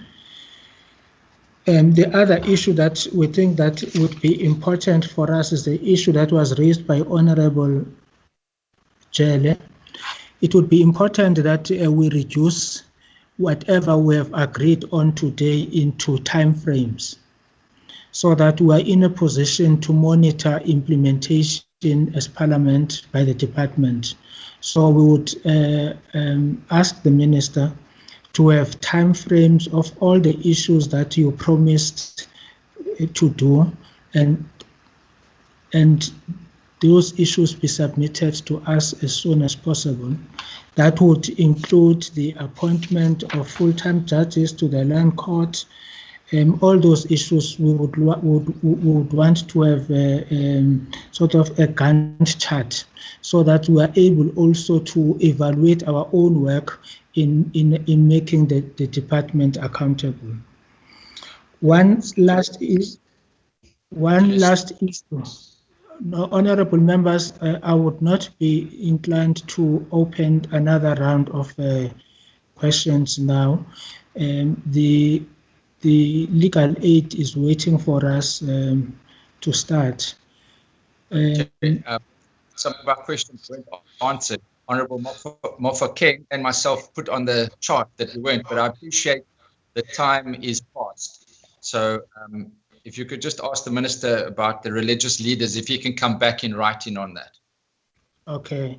There will be issues that would not have been answered. We would communicate, our Secretariat would communicate with the Minister so that we can get detailed responses in writing on those issues. One of the issues that I would like to raise, Minister, I'm aware that Honorable Holomisa is dealing with the matter. Is an alleged abuse of office by senior members of the Department of Correctional Services. Honorable Holomisa is really working hard on it.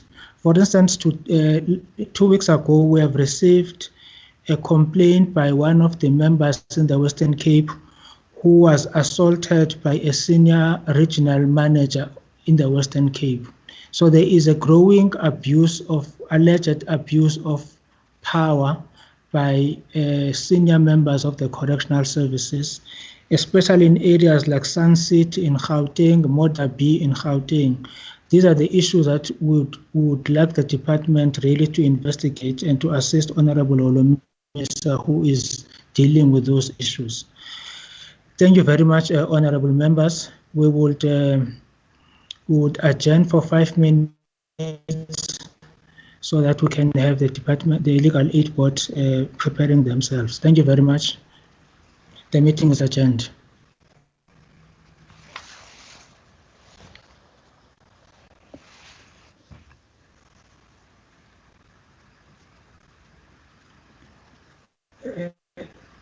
Thank you very much, honorable members. The meeting is adjourned. Thank you, Chair.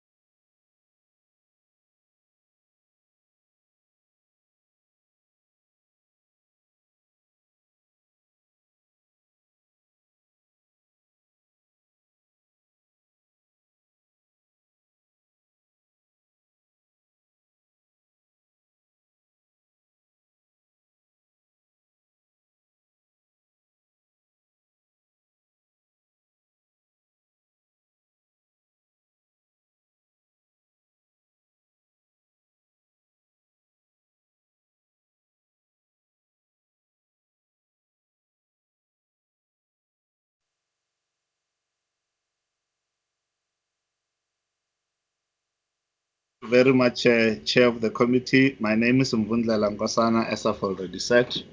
The members of the team that is going to make the presentation before the committee is the Chief Executive Officer, Ms. Mantiti Kola. She took official position with the board at the entity as of the 1st of November 2019. She was introduced last year in October as the incoming CEO. We have also Patrick Kundamak, who is the CLE, the Chief Legal Executive. We have the CFO, who is the Chief Financial Officer, Ms. Rebecca Tlabatau. We have the NOE, who is Brian.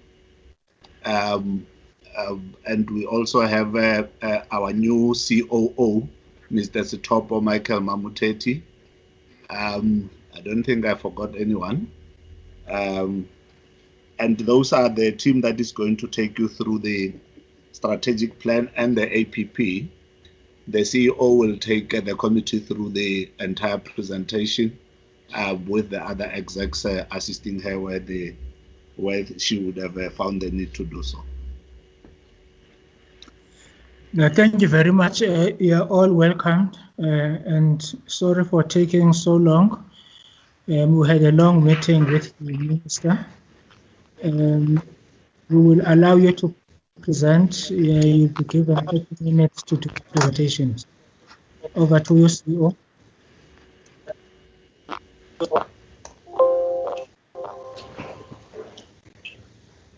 Thank you, Chair.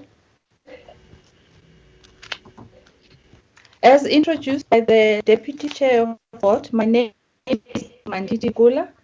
Good morning, the honourable members. I'm not sure if the Minister and Deputy Minister are still with us. It's a great pleasure on behalf of...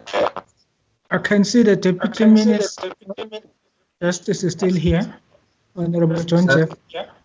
Chair, just to say I've stayed to watch. Deputy Minister. Good morning. I've stayed just to watch. I'm not intending to be participating much. Thank you.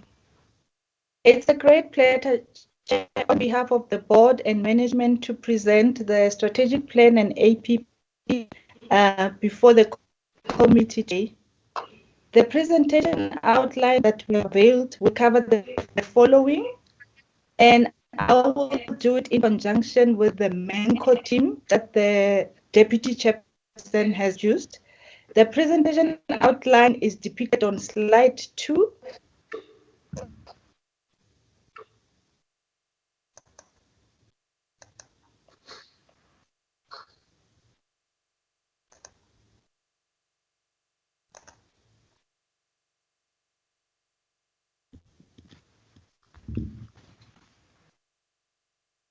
The presentation outline is depicted on slide 2. Will cover our corporate form, that's our mandate and vision, mission and values, and also cover strategic priorities and how we go into the outcomes, and highlight the strategic risks that we have identified and share with the committee the mitigation plans that we have put in place.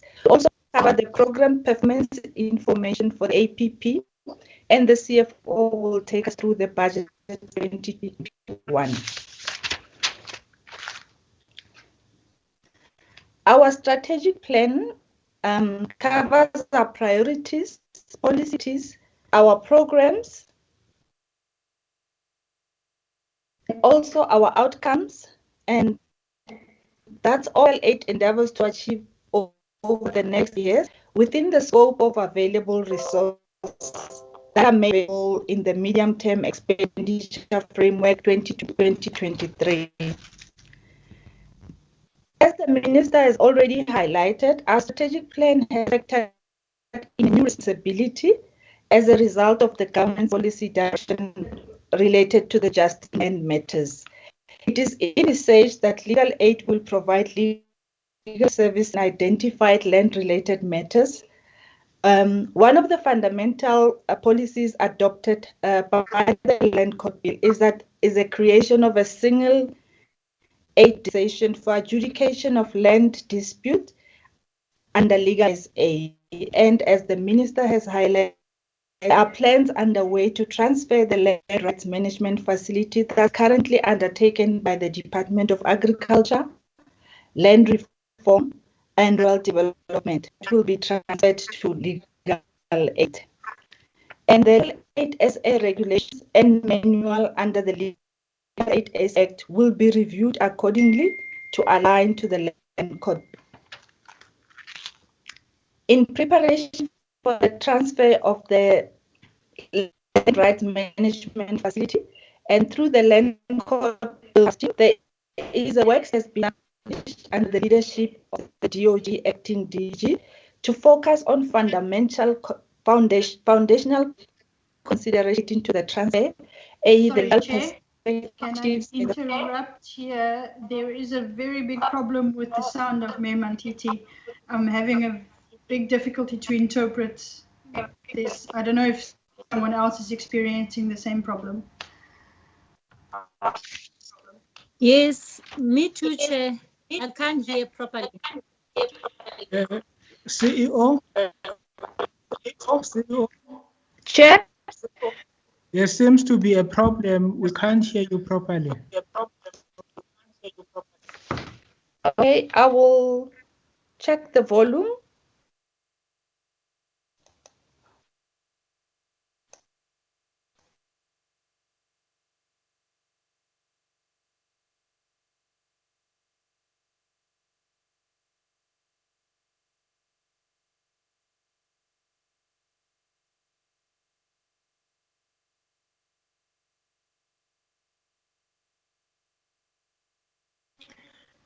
You can proceed.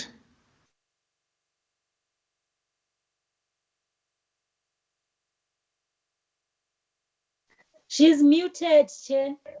Yes. CEO. I can hear you, Chair. Okay. You are muted. Can you unmute yourself? Okay, I have unmuted myself. Can you hear me? Yes, thanks. Can you hear me? Yes, we can hear you. Yes, we can hear you. Okay, thank you.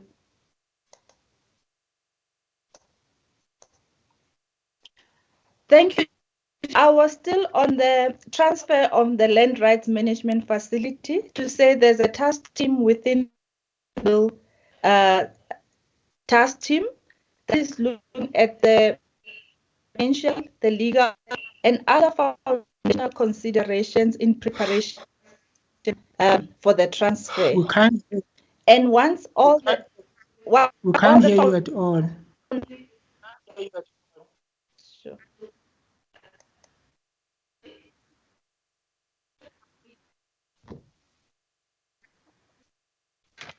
CEO, can you switch off the video?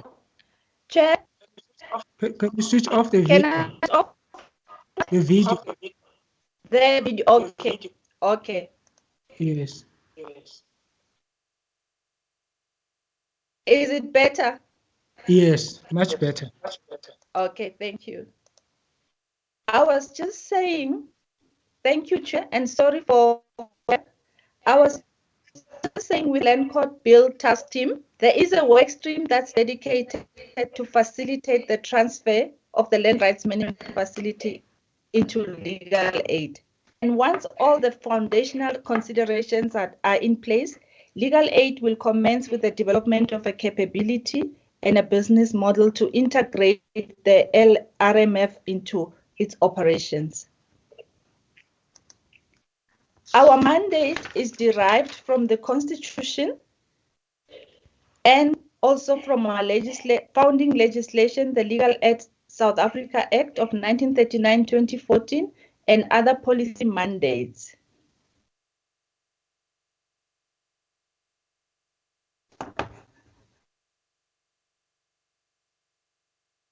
In terms of our corporate form, we are a Schedule 3A public entity reporting to the Minister of Justice and Correctional Services. And the object of our legal act is to provide legal aid and legal advice, to provide legal representation at state expense, to provide education and information on legal rights and obligations. And in terms of who we assist, the details of the type of matters and also the requirements or the criteria are detailed in the legal aid regulations, and our applications are subjected to a means test that look at their earnings and their assets before they're considered if they qualify for legal aid. CEO, can we jump those slides? Can we jump those slides? Okay. Just go to the.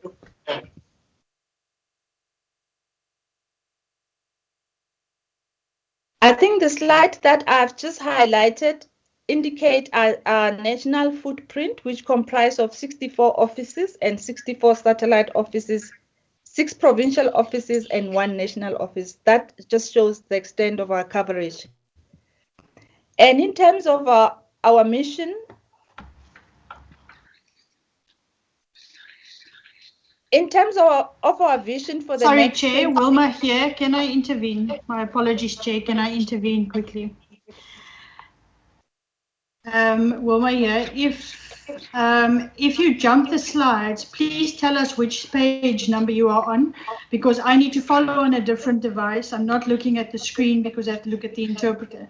So please tell us which slide you are on so that I know that I can follow on my iPad, please. Thank you. Thank you. Thank you, Honorable Member. Guidance accepted. I'm currently on slide 11 on the vision and mission for the next 5 years. Our vision is a dynamic South Africa in which constitutional rights are realized to ensure a just society for all. And our mission is still to remain a leader in the provision of quality legal services to the indigent and the vulnerable. And in terms of the values that we ascribe to as we implement our core mandate, our passion for justice, Ubuntu, integrity, accountability, service excellence, people and planet focused.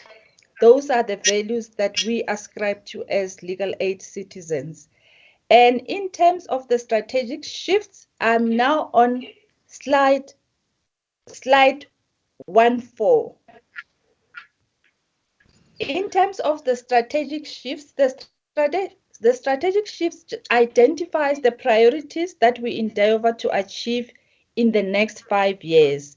And we have, in terms of our balanced scorecard, we have 4 priorities. Those are the client and community stakeholder and shareholder one, and that would entail the criminal, civil, and the advice, and also our contribution to the integrated justice system. And we'll also have the finance and governance sustainability. We also have internal business processes, employee and organizational capability. And I'll ask the NOE, Advocate Brian Ney, to take us through the client and community stakeholder and shareholder on the criminal side, and also on the civil side, and our contribution to the Justice Center. Thank you, CEO, Chairperson, honourable members. Thank you. I'm going to assist with the next 6 slides. 3 of us will share it, dealing with the strategic shifts for the Strat Plan period 2020 to 2025.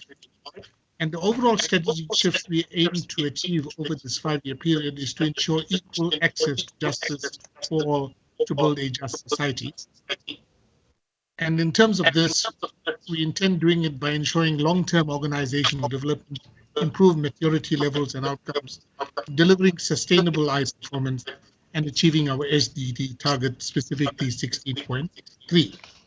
I'll deal with the first one and then share with colleagues. The first program deals with criminal legal aid, and the key shifts we intend making over this 5-year period is to improve the alignment of demand to supply, and that's in terms of courts, to ensure improved efficiency of the delivery model, particularly in terms of how we can get more court-based practitioners, reduce long-distance travel, etc., from our offices to the courts. We would like to also aim to improve our I-Court efficiency model. And in this regards, we will be in discussions with the various divisions of the I-Courts in terms of how we can implement a practitioner per judge model. With regards to legal aid services at times of arrest, we think that this is an area of our service that we need to extend, especially in terms of providing an advice service to accused or detained persons prior to the first appearance at court.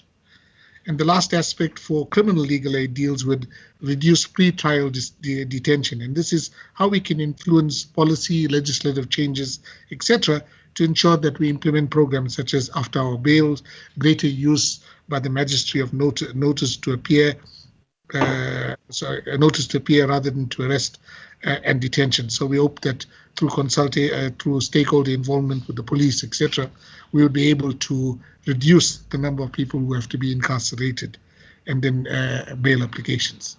Chair, I'll hand over to Patrick Undermark, who will deal with the next slide. Thanks. Thank you, Brian. Chair, I'm now on slide 15, which deals specifically with the strategic shifts we intend to achieve over the next 5 years of the strategic plan in regard to civil legal aid. Particularly, you'll see there's 4 areas of shift that we're looking at. Priority to constitutional right matters, so to looking at refocusing our civil legal aid to give greater focus on constitutional priorities litigated in the lower and high courts, specifically Bill of Rights issues, and particularly land and social justice issues, as have been mentioned by the Minister in his overview. Particularly then legal representation and land-related matters, having to look at building our capacity to manage and undertake legal representation in land-related matters, as envisaged by the Land Court Bill, and as well as the interim transfer of the provision of legal representation from the Land Rights Management Facility currently under the Department of Agriculture, Land Reform and Rural Development. Particularly there on the Land Court Bill, currently you are looking at between 33 to 43 pieces of legislation that could ultimately fall under the Land Court. Then also optimizing the use of our paralegal capacity. So as we refocus is then widening the scope of paralegal work, specifically increasing the capacity to assist clients in self-help matters. So where there are some issues that we are not able to provide representation, is that they can assist themselves. We have got a system available on our IT system, and then also the mediation to resolve disputes, particularly in rural areas. And then the last area is improving the sustainability of civil legal aid offering to clients. So reviewing our policy to investigate and include client contributions, fees, the recovery of fees and other funding options. I'll hand over now to Mr. Sutoko Momateti for the next 2. Oh, sorry, back to Brian because he'll deal with slide 16. Thank you. Thank you, Patrick. Moving to slide 16, the last 3 programs under client community deals with the quality. Firstly, with regards quality, the shift we'd like to make is how do we try to get more client involvement in their matters. So our program needs to be strengthened to ensure that it's more responsive to clients. We also aim to ensure improved judicare services, and we'd like a greater amount of judicare practitioners meeting our targets or exceeding our target of 90% in terms of our quality standards.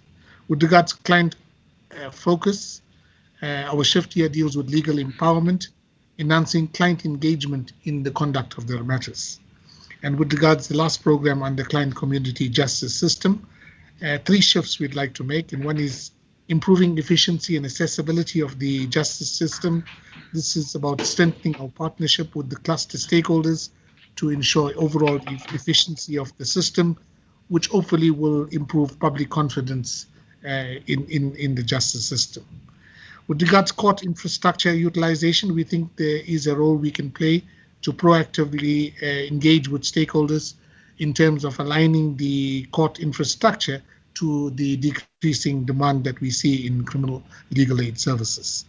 And the last program or the last indicator under justice would be, how do we try to get common indicators to measure performance within the justice sector? Chairperson, I'll hand over now to our COO, Setopo Mamomo Oteti, who will take us through the next few slides.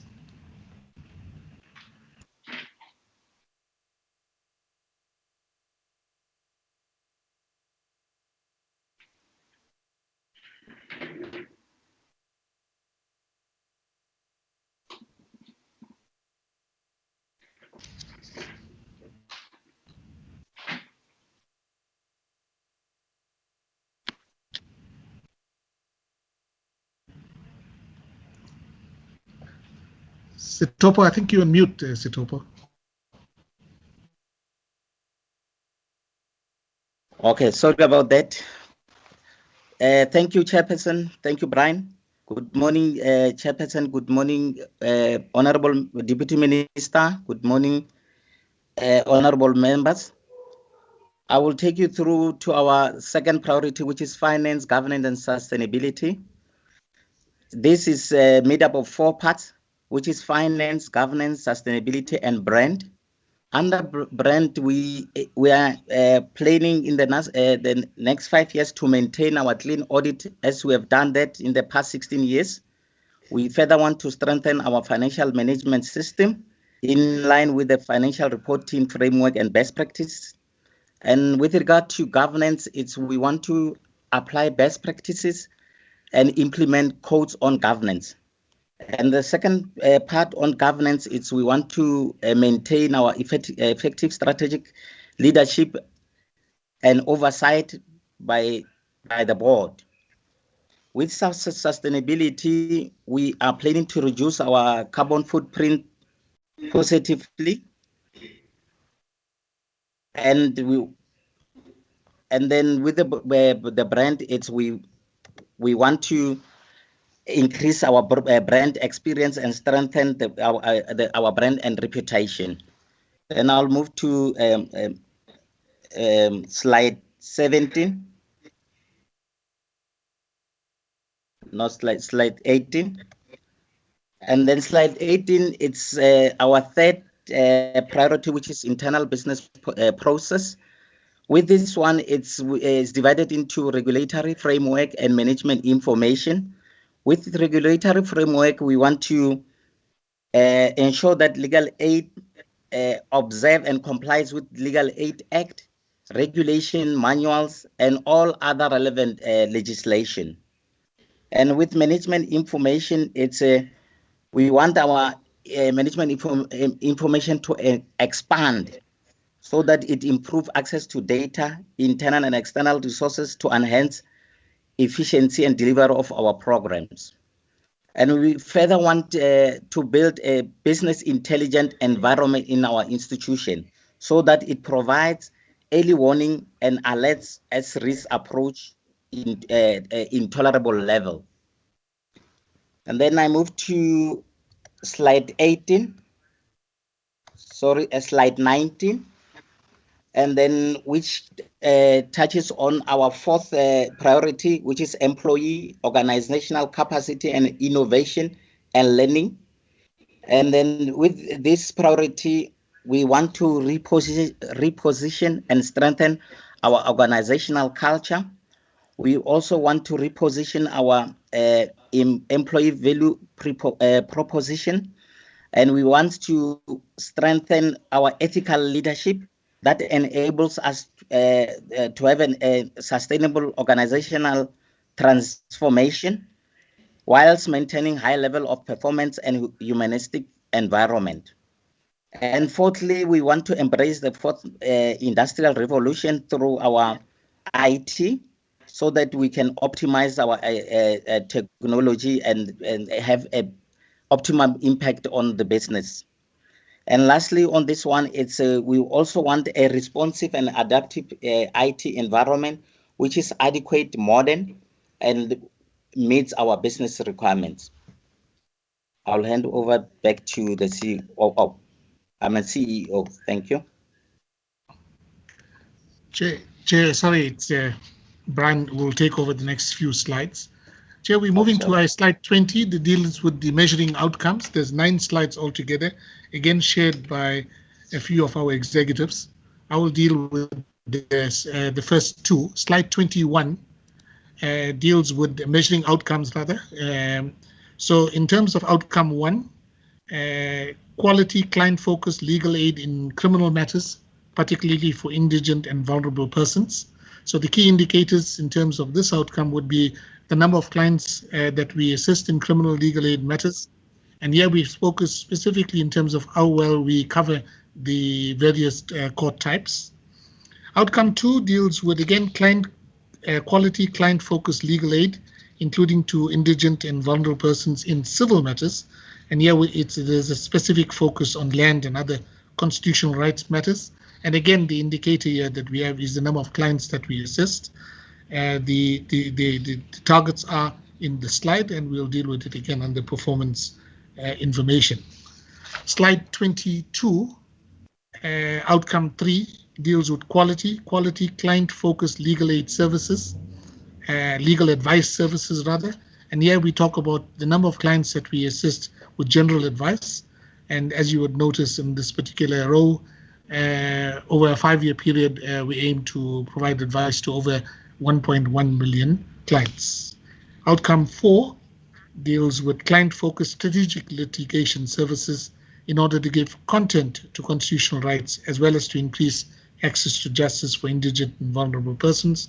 This deals with our impact litigation services, and here we aim to have a success rate of 90% during the 5-year of the STAT plan. Chairperson, I'll hand over to Patrick Ondermark, who will take you through slide 23. Thank you. Thank you, Chair. I'm dealing with outcome 5 and 6. So this is what we're looking at in terms of our specifically. Outcome 5 is to contribute to the effective functioning of the justice and legal sector, promoting the rule of law and increasing access to justice. Particularly our outcome indicator here is participation in relevant structures aim at improving the functioning of the justice system and the courts. The baseline is set there for 2018-19 here, and then as well as our 5-year target. There is one National Efficiency Enhancement Committee as well as 9 provincial committees. And obviously then there's also local committees. I think some of these structures will become quite important post-COVID and to deal with the backlogs on COVID. Outcome 6 is obviously then to account to the Executive Authority, the Minister of Justice and Correctional Services, as well as Parliament on the delivery of our mandate. And there particularly we will have, there's 4 quarterly reports that we submit to our Executive Authority, and then 1 annual report which is then submitted to our Executive Authority for tabling before Parliament, as you will see, and that would then deal with our annual report and our financial outcomes. I then hand over now to Rebecca Klabatau, our CFO, to deal with slide 24. Thank you, Chairperson. Good morning, Chairperson. Good morning, Minister, Deputy Minister, and honourable members. Okay, I'll then on this current slide on outcome 7. So on this outcome, we want to improve financial sustainability and manage the budget reductions throughout this period. The outcome indicator would be a balanced MTF and a balanced budget, and also financial reporting that is compliant with relevant standards and regulations. So in terms of the 5-year target, we want to have an MTF allocation that will be translated into an MTF or budget for Legal Aid South Africa that is approved by the board and submitted to the National Treasury timelessly. That will also be balanced. So we're projecting that for that period under review would have then a budget of 2.6 billion, in 5 years' time, and they're projecting of just under 2.5 billion with at least 98% spent, but not exceeding their allocation. And also in this 5-year target, we want to maintain an unqualified audit opinion with no matters of emphasis. Thank you, Chairperson.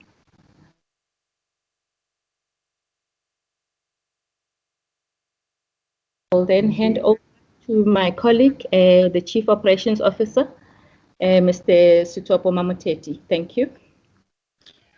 Thank you, CFO. I'll deal with outcome 8, which is maintain and enhance good governance.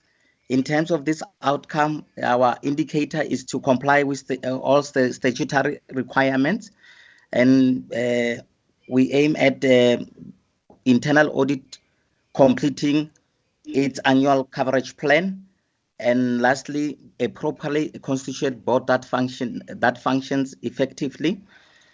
And then in terms of our baseline 2018-2019, we were generally compliant with all pieces of legislation except for the triple PFA and the PFMA with regards to irregular expenditure.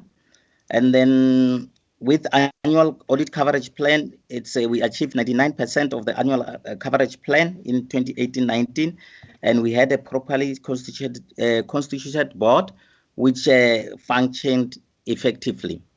And in terms of our target for the next 5 years, we want to comply with all legislations, including the triple PFA and the PFMA. And then our minimum target for the audit coverage plan is 95%. And then we want to maintain the properly constituted board and that function effectively. Thank you, Chair. I will hand it over to Patrick Wundermark for slide 26. Chair, thanks. I'll deal with outcome 9, which is on slide 26. Yeah, we really deal with our regulatory framework, and we want to ensure that the Act, our regulations, which sets out the policy, and our manual that sets out procedures, incorporates best practices and is responsive to changes in the overall environment. Baseline, we still have 2 amendments that require gazetting in terms of the Act, specifically linking to the renaming of our offices to local office away from justice centres, particularly from a branding perspective. In regard to the regulations, we had set over the 5-year the periods within which we would review it every 2 years. But with now the issue relating to land matters, there may be have to be a review of regulations 17 and 18 to then align to the Land Court Bill as we develop. And then also particularly in regard to our manual, we do revise that on a more regular basis because this deals with our procedures. And obviously we would have to review this in line with the review to the regulations to provide for procedures, and particularly where we get involved from land court matters in terms of tariffs that would be payable to practitioners that come on board to render those services. I'll now hand back to our COO, Mr. Sutopo Mamuteti, for slides 27 to 29. Thank you. In terms of our outcome, 10, it covers the sustainable, strong financial management, supply chain, and asset management practice informed by best practices. Our indicator here is compliance with triple PFA, PFMA, and relevant national treasury regulations. And our baseline, we generally comply with all the legislation except for the PFMA and triple PFA. And then our target is to comply with all, including the triple PFA and PFMA. In terms of the outcome 11, consolidate and review the resourcing of our national footprints to ensure adequate staffing as well as safe and secure facilities for clients and staff within available resources. The outcome is staffing plans, and the baseline is our recruitment was at 93.2%, and the staff turnover rate was 5.8%. And then 5-year plan is to maintain our staff recruitment at greater than 95%, and our staff turnover at less than 6%. Then I move to slide 8, which is outcome number 12. Strengthen and continuously improve the quality and expertise for each segment of the national footprints, Here, the indicator is complying with Skills Development Act and also employment equity targets defined as per employment equity plan. Our baseline in 2018-19, the workplace skills plan and annual training report were submitted to SASITA in April 2019, and the 2018-19 program output exceeded its target.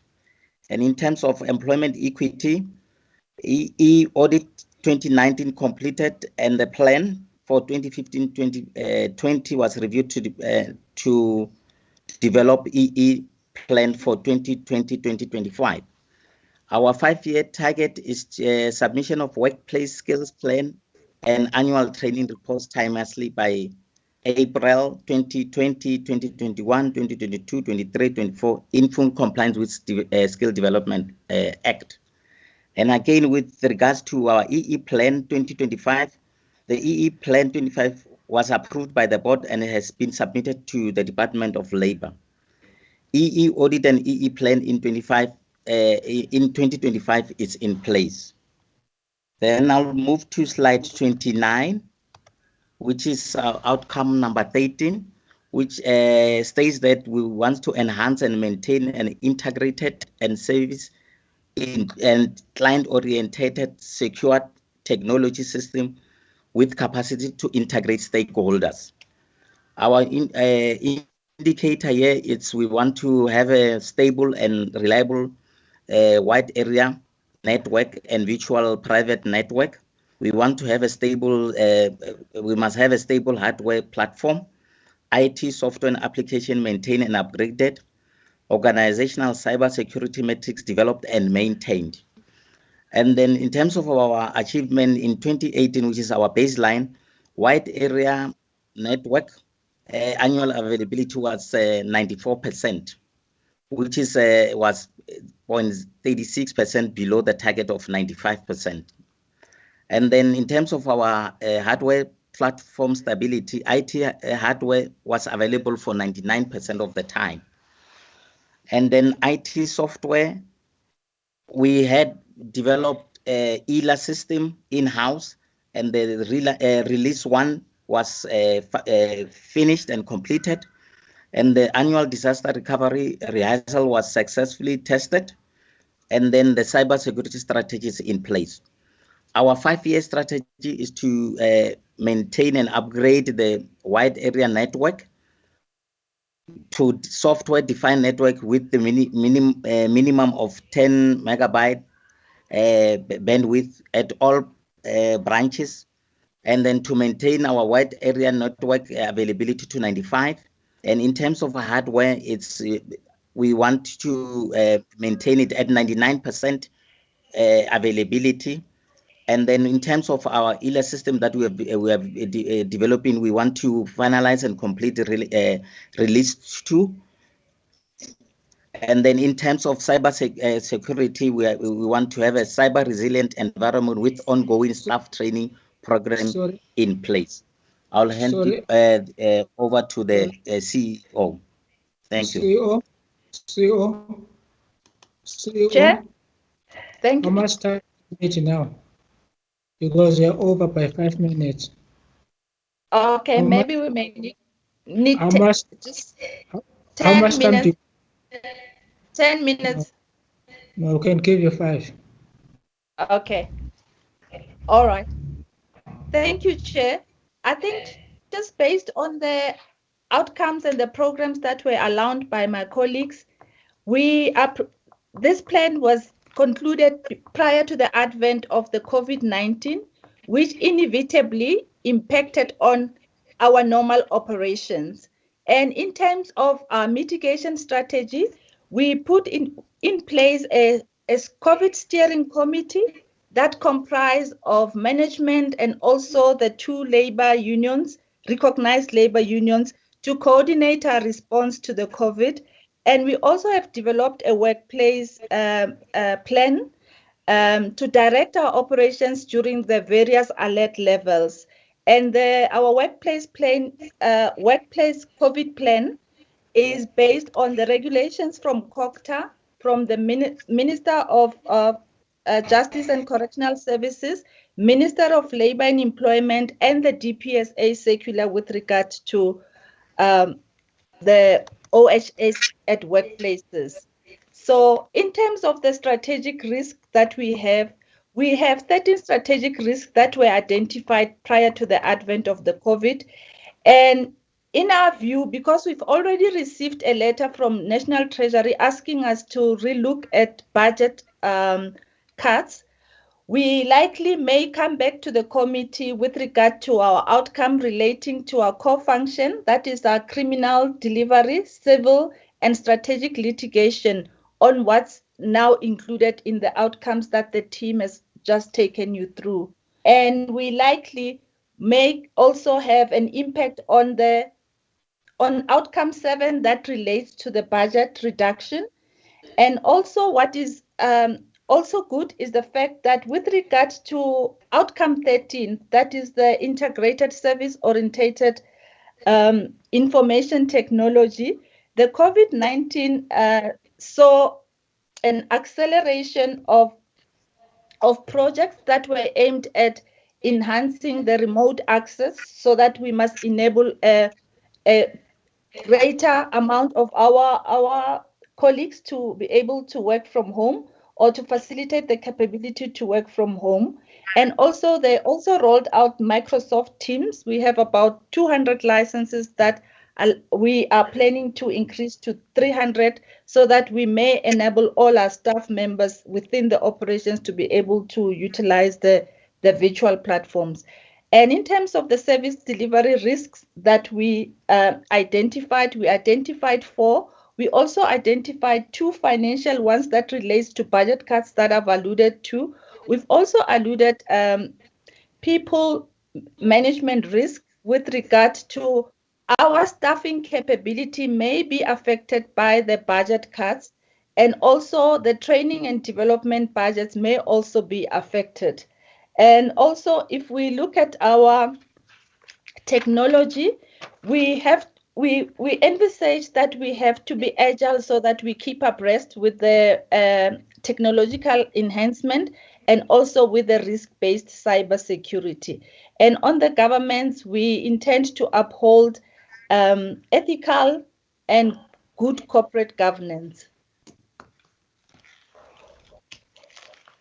And in terms of the programs are similar to the outcomes that have been discussed by the colleagues. And in conclusion, I will ask the CFO to just take us through the budget. That's what is contained in the medium-term budget framework in our allocation letters.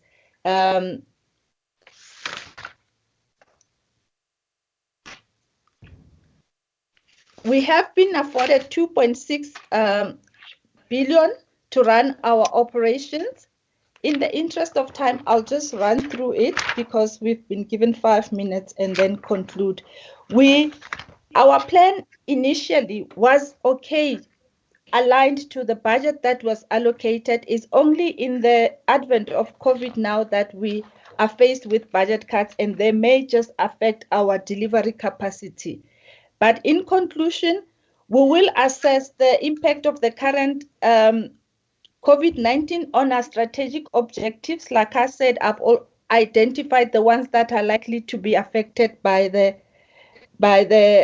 COVID-19 impact, and also we will support the efforts towards land justice and continue prudent management of available money that's made to us, ensure good corporate governance, and also make sure that in whatever we do, we take care of the human capital, since our delivery model is based on internal legal practitioners.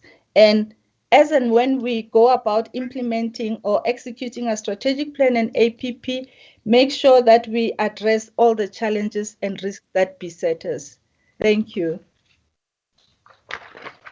Thank you very much, CEO.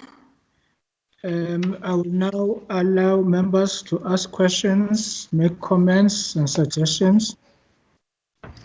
The meeting chat is not working, so can members raise their voices so that I can note them?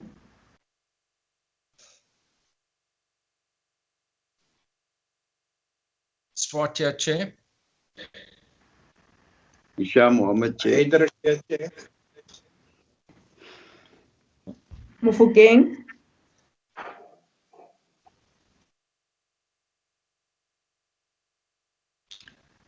Is that all? Hisham Mohammed, Chair. I've already noted you, Honorable Member. Chair. Is Honorable Swart, Honorable Hisham Mohammed, Honorable Mufokeng, who's the number 5? Honorable Jale. Honorable Jale. Honorable Chair. Hello? Honorable Nola. Honorable Ngola. Chair. Honorable Horn. Breitenbach. Honorable Breitenbach. Honorable Hendrik. I've already noted you, Honorable Hendricks. Thank you. Oh, is that okay? So can we start with Honorable Swart? Thank you, Chair, and thank you for Legal Aid South Africa for the extensive presentation and the work that is being done under very difficult conditions. I would just like to focus, firstly, we know that you indicated before COVID-19 that the budget shortfall will already affect service delivery to clients, and you indicated now how that has impacted, and we now know that you'll be approached from National Treasury to further reduce your budget, and we need to get an understanding of how that is going to impact your work further and what we as a committee can do to see if we can't help alleviate that shortage as far as possible, knowing that at the end of the day, we as Parliament are the ones that will approve the adjustment appropriation bill when it is brought. In the past, as a committee, we have supported your calls for additional funding, but regrettably, it hasn't been passed or approved by National Treasury, and we might need to step up our pressure in that regard, given the provisions of the Monetary Bills Amendment Act, which gives Parliament the power within the fiscal framework.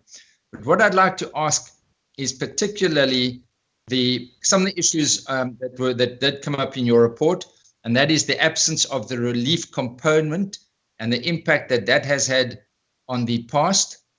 There was an indication of the labor issues over a period of years. There have been a number of labor matters and what has been done to address the labor matters that are occurring in Legal Aid South Africa.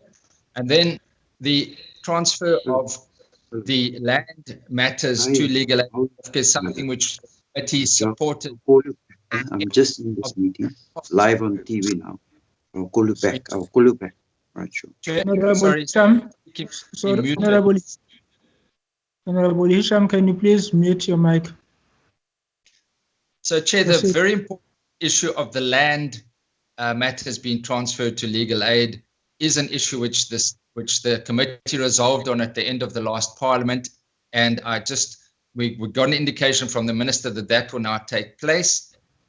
Is it Legal Aid South Africa's opinion that you will have sufficient resources to be able to do that work, given the fact that hopefully funds will be transferred? But one of my concerns is that certain contracts were signed by the Department of Rural Affairs with private lawyers to do that work, and those contracts might still be running, which might inhibit the transfer of funds. But hopefully, I'm not sure how long those contracts were to run, if it was a 1 year or 2 year period, but I would like just a comment in that regard. And lastly, just on an issue which I have been raising with the Minister, and that is the impact of COVID-19 on criminality of normally law-abiding citizens when it comes to breaches of the lockdown provisions. And I wanted to know from Legal Aid South Africa whether your public representatives have been able to advise any people that have been arrested for breaches of the lockdown provisions.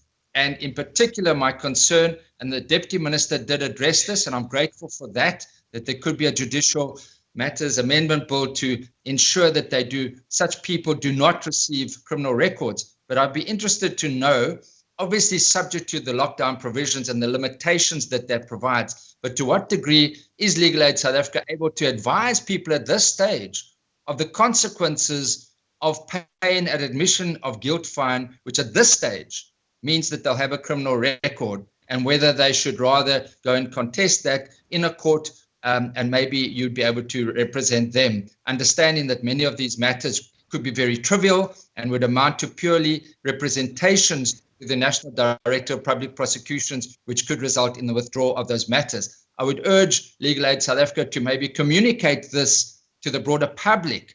Firstly, the implications of paying an admission of guilt fine, and secondly, that representations can be made. Thank you, Chairperson. Honorable Hendricks. Honorable Hendricks. Thank you, Honorable Chair. Honorable Chair, Parliament has allocated over R1 billion to pay the salaries of legal eagles for legal aid. And we heard earlier on that the money is not enough. Is it not possible that firms of attorneys provide from their pro bono obligations to legal aid so that the legal aid can be strengthened? And we need to reach a situation where people can say, don't talk to me, talk to my legal aid advisor. We don't hear that accolade being given to legal aid counselors. And then also, we want to know why they're using Microsoft licenses, whereas CETA has facilities, similar facilities, which can be given at a reduced cost, seeing that they need more money. And I hope that in future, indigent people can apply for a membership card like other people do and pre-register so they can have easy access to legal aid. Thank you, Honorable Chair. Thank you very much, Honorable Jala. Your video was off. Thank you, Chairperson. Thank you, CEO, for the presentation. But I just want to confine myself on the vulnerable ones services that I rendered to them, Chair. Can you hear me? Okay, the Yes, first one, the representation that is given to the vulnerable groups. I see the percentage on the slides given, but I'm interested on this one of the elderly. The percentage is 15% here, and I want to know why is that. The second one is on the issue of divorce. We sometimes hear women saying that they don't get representation because of some reasons that may be known to the legal aid, and sometimes really they don't have money in order to get assistance on this matter. My question is, what criteria used to identify those who deserve help? And then also on the issue of women maintenance matters, we still do get defaulters on this matter. Most of women are really not happy when it comes to this, to the issues of maintenance. What are you doing to respond to this cry of women? Lastly, Chairperson, is on the transference of the estates, particularly on the issues affecting children.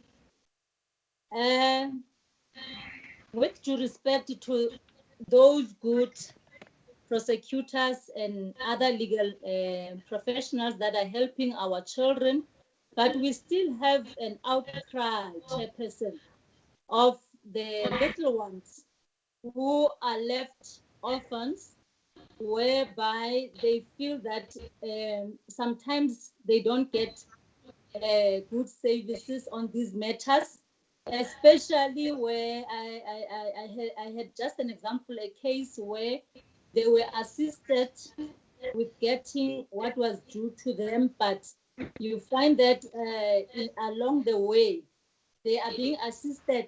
I have a case where the little ones don't even have a place to stay now. They were assisted to get a house, to buy a house, and the lawyers, they bought that house for them, if I'm right, and only to find that they bought the house whereby the owner have people who are staying there, and now those people don't want to leave, vacate the house, and these children, they don't have a place to stay.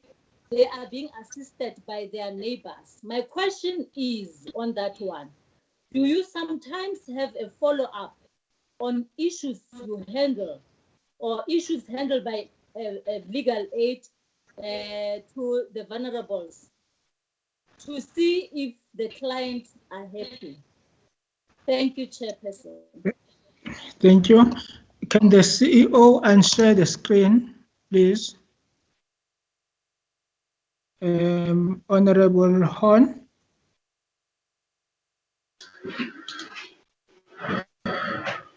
Thank you, Chair. I just want to ask two questions. The first is, we know that historically legal aid has been able to really sometimes perform miracles amid budget cuts, but we also know that they've now had to stop their relief court coverage in the past. Have they considered whether they would be able within the current budget to at all assist in a backlog program? Maybe obviously they were not part of our meeting just prior to this one, in which the Minister of Justice has informed us that they are looking into a COVID-related criminal backlog program, and whilst details are sparse, one would just assume that it could entail court sitting after hours and over weekends. So I would like to have some comment as to whether they have considered that at this stage, and whether also specifically, given that their professional staff are salaried staff, whether the contracts of employment of staff would in any event enable or make, or rather prevent or make this more difficult to happen. And then the other question I have, Chair, is in respect of their offices having reopened on the 8th of May. Are they back with a full staff component? Do they accept walk-in clients, or is it only on appointment? And to what extent have they been able to, through the lockdown period, be accessible to potential clients and existing clients? Thank you, Chair. That's all. Thank you, Honorable Mufokeng.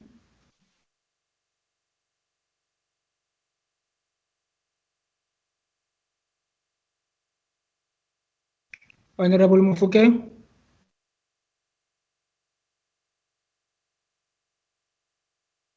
I think I was. Thank you, Chair. Thanks for the presentation. Can you? I want to check on the update on the labor dispute that they had. I want to check, especially on the benefit and the benefits of the employees, and if maybe the institution managed to resolve them.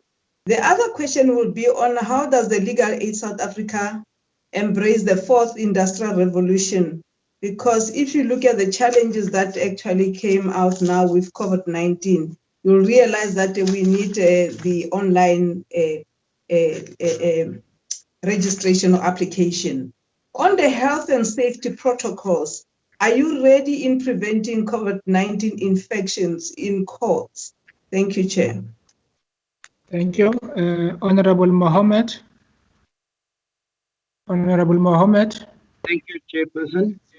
Thank you, Chairperson. Just on the land rights management facility that is currently with the Department of Rural Development, which will be transferred. Now, on legal representation, will just on the the operations, because I just want clarity on the operation, how this will be implemented, because currently we know the Department of Rural Development, they have a panel of attorneys outsourced to private attorney firms without it being effectively monitored for performance when it comes to eviction matters, in particular in PI matters.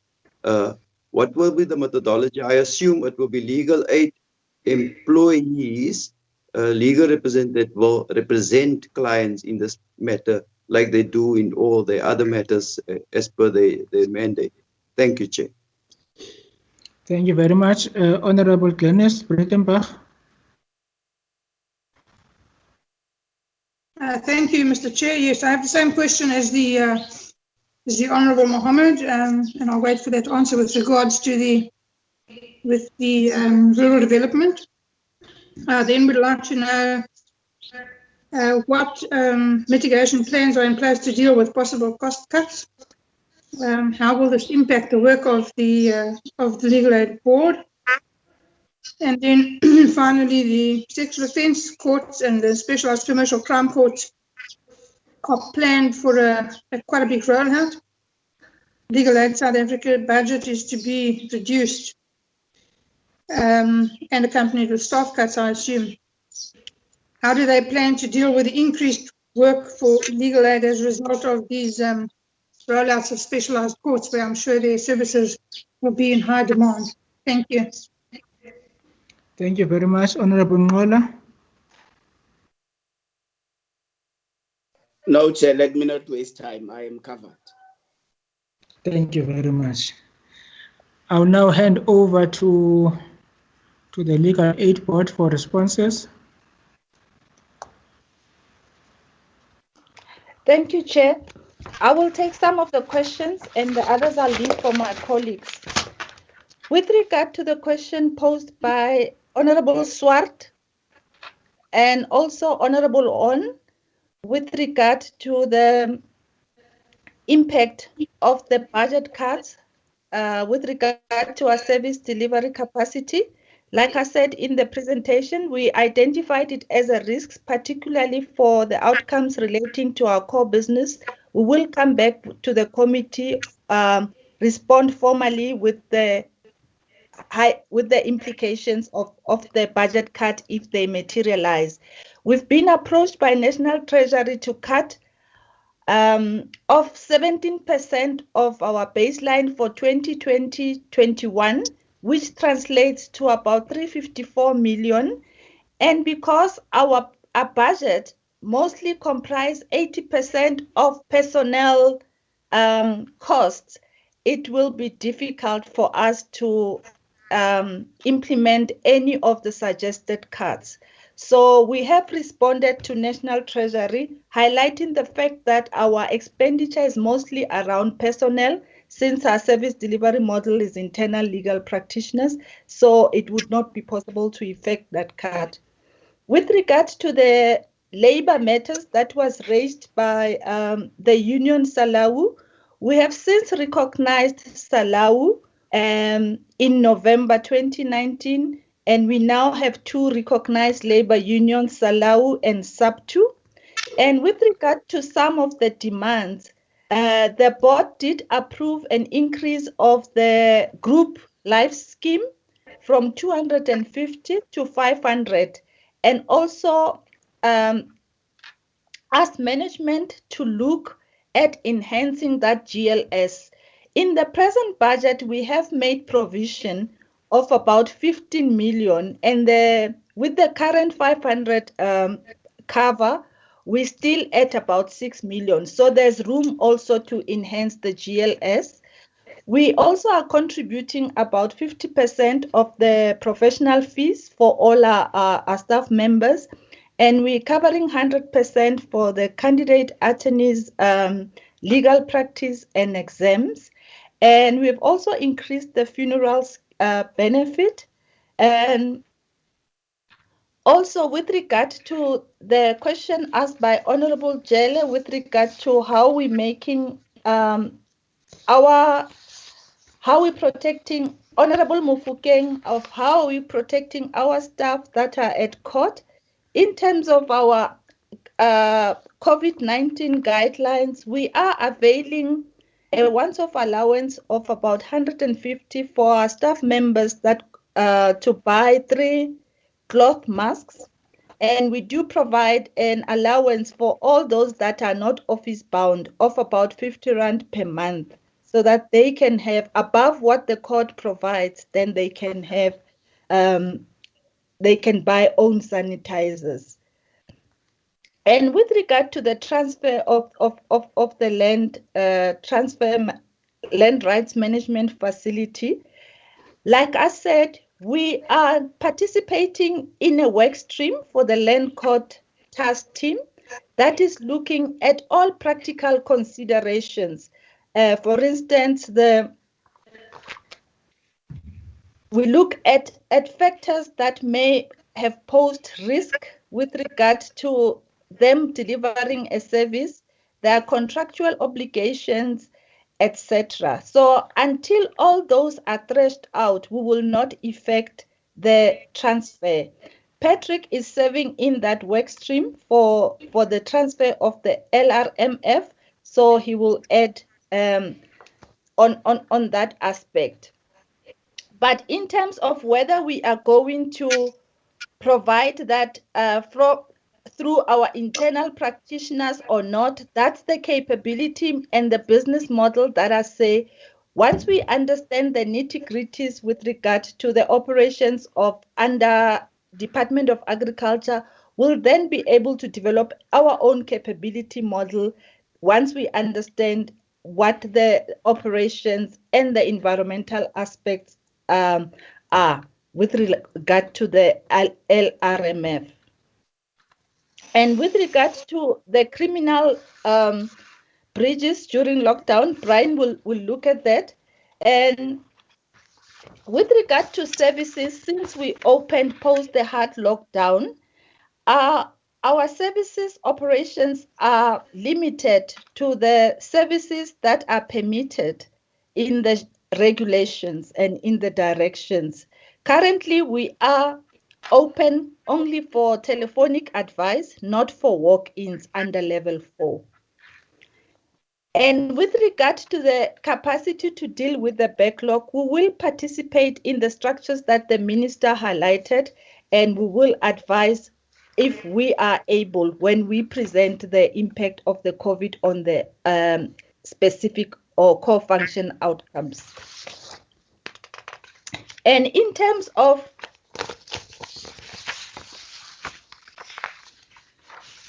Honorable Jele, with regard to the vulnerable groups, indeed, our split of the legal delivery services, 87% of our capacity is directed at criminal matters and 13% at civil matters. And in terms of our regulations, with regard to civil matters, when approached by an applicant, we do a merit report. And in terms of the regulations, we look at 3 things: whether the matter has good prospect of success, or whether there's good prospect of enforcement of court order, and whether we have the necessary funds. So those 3 considerations are then taken into account when we deal with all civil matters as per the Act.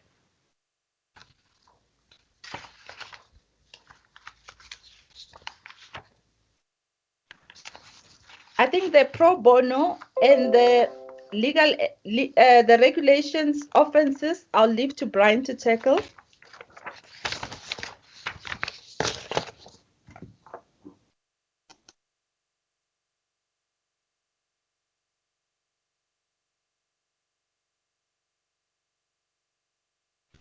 Chair, thank you, CEO.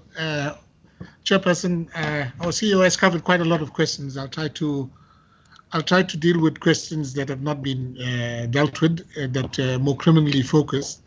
There was a question from Honourable Swart dealing with the relief program that had to be terminated. I think another member also dealt with the same issues. and the question dealt with the impact of the program.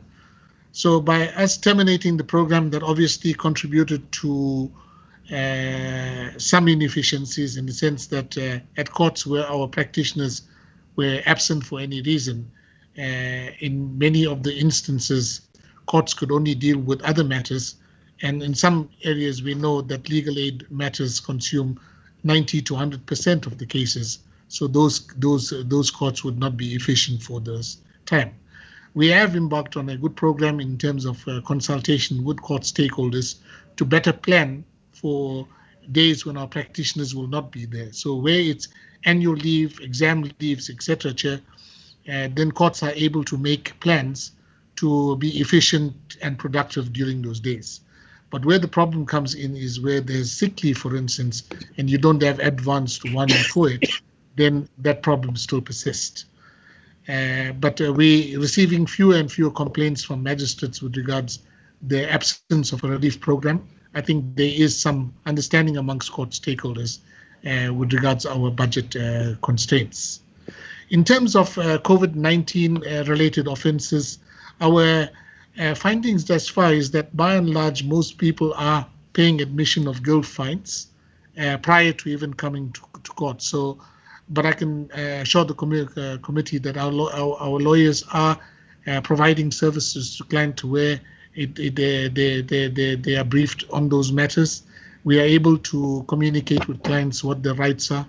Where we find that fines have been imposed for offences that are not necessarily criminal offences yet, and then we actually bring this to the attention of the magistrates concerned.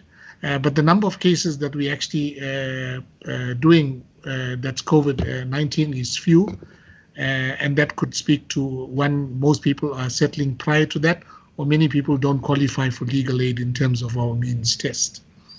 Pro bono services, CEO did mention that we do have a pro bono scheme within Legal Aid South Africa. We find that by and large, the people that participate in our pro bono scheme are lawyers who are already part of our Judicare scheme, and they offer part of their time to pro bono services. So a small percentage of our work does go to pro bono, and that does supplement our capacity. We had in the past undertaken an exercise where we went to every law firm within each local office coverage area to encourage them to join our pro bono scheme. That exercise bore some fruit, but by and large, as I said, the bulk of pro bono services are provided by accredited Judicare practitioners. With regards whether we would be able to participate in backlog court programs if and when it sits in order to deal with backlogs arising from COVID, as the CEO pointed out, we will certainly contribute to any program that is developed for this purpose. With regards to our staff, we may have to consider overtime work, etc., as staff do have contracts in place that govern their working hours, etc., and any deviation from that we'll have to deal with the necessary labor regulations in place. With regards to the question on sexual offences rollout, I can assure the member concerned that we do cover all sexual offences courts currently. So we will adapt our program to make sure that as these courts roll out, our existing resources will be deployed to make sure that we adequately cover this. Chairperson, I thank you. I think Patrick has got a few questions on civil. Thank you. No, Mr. Knapp, before you hand over to another member, I'd just like to know the coordination with legal aid clinics and NGOs like Lawyers for Human Rights and Legal Resources Center. I'm just piggybacking on the question on the pro bono work. Chairperson, yes, just to confirm that we do have cooperation agreements in place with most university law clinics in the country, and many of them are funded by us for work that we actually recognize that they do for us. And in terms of the NGO, many of our partnerships mainly deal with strategic litigation matters that Patrick can talk more on, We have a memorandum in place of understanding in place with most of them, where they are able to identify cases that we can either fund or we can actually conduct on our own. And we also engage on periodic consultations with them in terms of advising or as a referral process, whereby they can actually refer cases to our local offices that we can actually conduct on their behalf. But Patrick deals with legal service, the civil services can also add to it. Thanks, Chair. Thank you, Chair. I'll work through, obviously the one issue that's going through is the issue of the transfer of the land rights management facility firstly, and then secondly the issue relating to the land claims court now becoming a land court and a land court bill. It's correct that currently there is a contract in place until December 2021. As the CEO mentioned, we are involved in processes where there have been various work streams created, and we are participating in those. We've made various recommendations as to how we can phase the transfer of the legal representation element of the land rights management facility across to Legal Aid South Africa, obviously with the budget and issues having to be transferred, but obviously the necessary processes from a National Treasury perspective have to be complied with. So the committees have been meeting, the recommendations have been made, those are to be consolidated and discussed further. So that process is on hand. I think as the CEO mentioned, we'll only be able to understand the methodology and how we would operate, once we understand fully the implications of the land court, because as I mentioned earlier, there's 33 to about 43 different pieces of legislation that ultimately could fall under the land court. And we've also, part of the workshop, looked at that and understood what kind of processes those different disputes that come out of those pieces of legislation, how they should follow, whether they go a CCMA route as we do with labour matters, or whether they get direct access to the courts. I think the jurisdiction of the land court and whether it's exclusive or not plays a very important and critical role as to the resources we would need, particularly if you had a look, if you only have 9 land courts around the country and any evictions in terms of ESTA or PIMAs go through those courts, then you have a limited area that you have to cover, but then the issue of access to justice becomes concerning. And so those are the issues that are still being discussed as to what the jurisdiction of the land court will look like, and that will have implications for us ultimately as to the resources that will be required. If it still remains with the magistrates' courts in terms of evictions, then a different capacity would be required. But we have a mixed model of legal services, which means we do some of it in-house. At the moment, it's about 96% in-house. 3 to 4% is on duty care, and 1% is our cooperation partners that Brian mentioned, the university law clinics, and then also strategic litigation that we have in conjunction with. So I think in terms of the land issues, those are still under discussion, but we won't be taking over the function until such stage that also the whole issue has been properly costed. I think there's not only cost implications for Legal Aid South Africa, there's cost implications in terms for the CCMA taking over the function of mediations and those kinds of processes, and that also has to be costed in terms of the land court bill, so that we can make sure that this can be effectively implemented. And I think that's going to be the important part of the process on the land court and the land right management facility. If I can move on, I think Brian dealt with the pro bono on the Microsoft licenses issues. I think that can be dealt with by our COO, although it is to be said that we have considered as an organization many years ago whether we go open source or Microsoft. The cost in open source is more that you've got to buy in resources to help you develop it, and it becomes, we have found that becomes more expensive than having a Microsoft product. So I think but that can be dealt with. Membership card as such, we're not a membership organization. Anybody that qualifies can apply for legal aid, and I think that we would consider them in terms of the types of assistance they required. Honourable Jelly, in regard to the CEO did respond that currently our capacity is 87, 13% to civil. I think the elderly, it links in terms of those matters where we do assist with the elderly. In divorces on the criteria, there is a means test that we do apply, but where someone is refused legal aid for any matter, including divorces, they have 2 levels of appeal against refusal.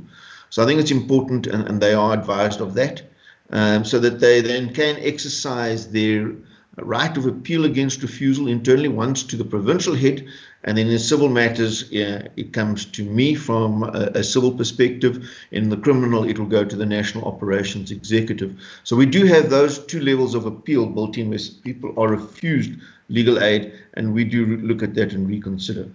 Women, in terms of maintenance matters, maintenance we do, but we restrict where we assist with maintenance, where someone is not able to obtain or enforce a maintenance order within a period of 1 year in terms of that. The reason why we've limited it is our capacity is also limited in terms of budget. So what we must understand is just maintenance matters on its own, there's 250,000 new cases a year. Our current capacity as funded is about 47 to 48,000 cases. Now, if we only had to focus that on maintenance, we wouldn't be doing any other work. So maintenance, we give it a particular focus. Also, where the other party is legally represented and we feel there's merits in their case, we will also assist them in maintenance matters. And that makes up about 4% of what we're currently doing. Of the 54,000 cases we do a year, is where we provide the representation within those criteria where because they haven't been able to get an order, they haven't been able to enforce the order for a lengthy period, or where the other party is legally represented. So we do, unfortunately, we have to limit it due to capacity issues, and that's stipulated within the regulations. On estates, particularly of children, we have a cooperation agreement with the Master's Office, where any estates of minor children, particularly those that are orphans as a result of the death of their parents, comes via us so that we can protect the best interests of orphans. So you'll find at the moment we deal annually about, and we transfer across mostly to the Guardians Fund for the minor children. We collect the monies we can find for them, and we pay it across to the Guardians Fund so that it's protected for the minor children, to ensure that that money isn't lost. Where there is immovable properties, we do deal with it.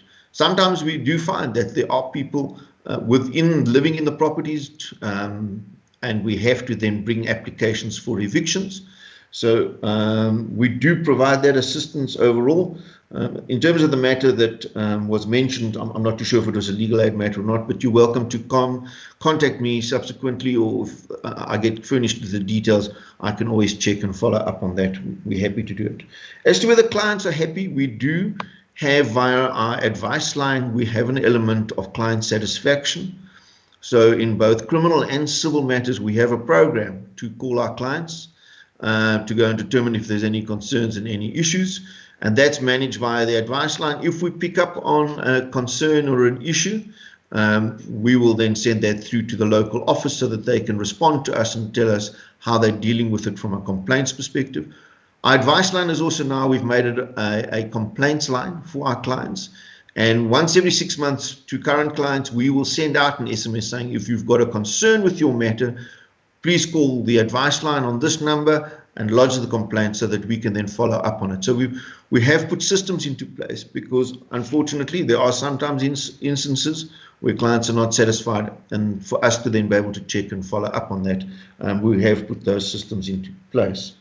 I'm not too sure in terms of, I think that's overall in terms of the civil, I have responded to the issues raised by the committee. Thank you. Thank you. Thank you, Chair.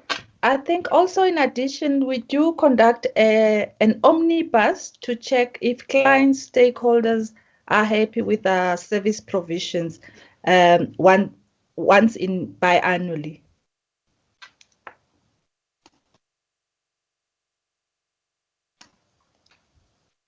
Thank you, Chair. So maybe I'll come in there to just add to what the CEO mentioned. The Stats SA recently did, or in last year, part of the surveys that have been doing, they've now started extending that to also cover legal services and where people get their legal problems attended to.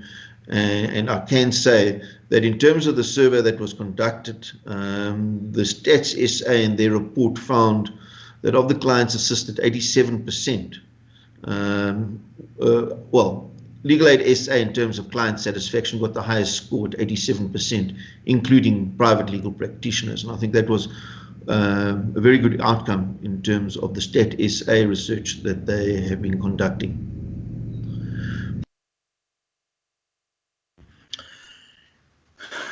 Deputy Chairperson, do you want to say anything to wrap up? Thank you very much, Chair and committee members, except to thank the committee members for having given us an opportunity to make this presentation, and thank the committee members for their undertaking to help us where we may hit a glitch regarding the Treasury where financing is concerned.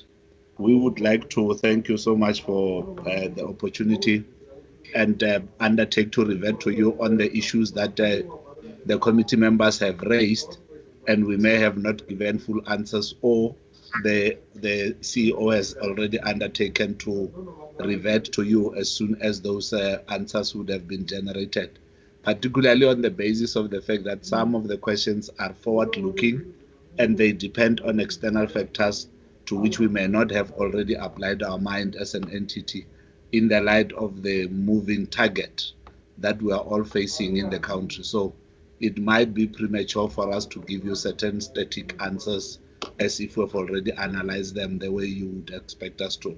I think all in all, let me thank entirely the executives from Legal Aid South Africa for the presentation they made on behalf of the board, and also thank the committee members for their questions. Thank you very much, Chair. No, thank you very much. It is always a pleasure to listen to Legal Aid South Africa. You are one of the institutions that we are proud of. We hope that you will be able to transfer some of the skills that you have, especially within the justice family. The fact that you have been getting clean audits for the past 16 years, we have institutions within the justice family that have not been able to achieve such. I think it would be important that you have engagement with some of them just to share experiences and best practices, because also it can't be correct that you would be a center of excellence surrounded by entities that are not at that level. So we call upon you to really to assist us, to assist other family members to get where you are as a legal aid board. And we would also be appreciative if you can forward us the letter that you wrote to the National Treasury so that we can know in detail what motivations have you put forward, so that you try and manage the cut that the National Treasury wants to do. We are not, although we are not supportive of these cuts, but we do understand the situation that our National Treasury fund itself in, especially the fact that we have to find money somewhere to fund this 500 billion stimulus package that was announced by the president. But we'll do whatever we can if we can get a letter with all the motivations as to why, if you have the 17% cut, how it will affect the functioning of the Legal Aid South Africa. Obviously, we would not want a situation where, because of these cuts, you downgrade from the achievements that you have already achieved to be somewhat below. What we would say to you, definitely there would be cuts. What we would do is to try and cushion, but the government will have to find money somewhere to pay for this 500 billion, including loans. But we are very happy with the work that you are doing. Continue flying the South African flag high, and also assist members of the family within the justice family to be where you are. Thank you very much. Thank you very much. And thank you very much, honorable members, for the probing questions. I think it was a very fruitful engagement with the Legal Aid Board. I would like to thank you very much also for your cooperation. The meeting is adjourned. Thank you. Thank you. Thank you, Thank Chair. you. Thank you, Chair and committee members. Thank you. Stay well. Thank you, Chair. Thank you. Thank you. Thanks, Chair. Thank you.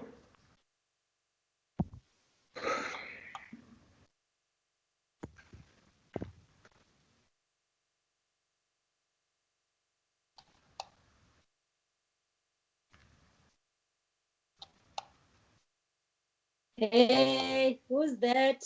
Honorable Kola? We have a new member.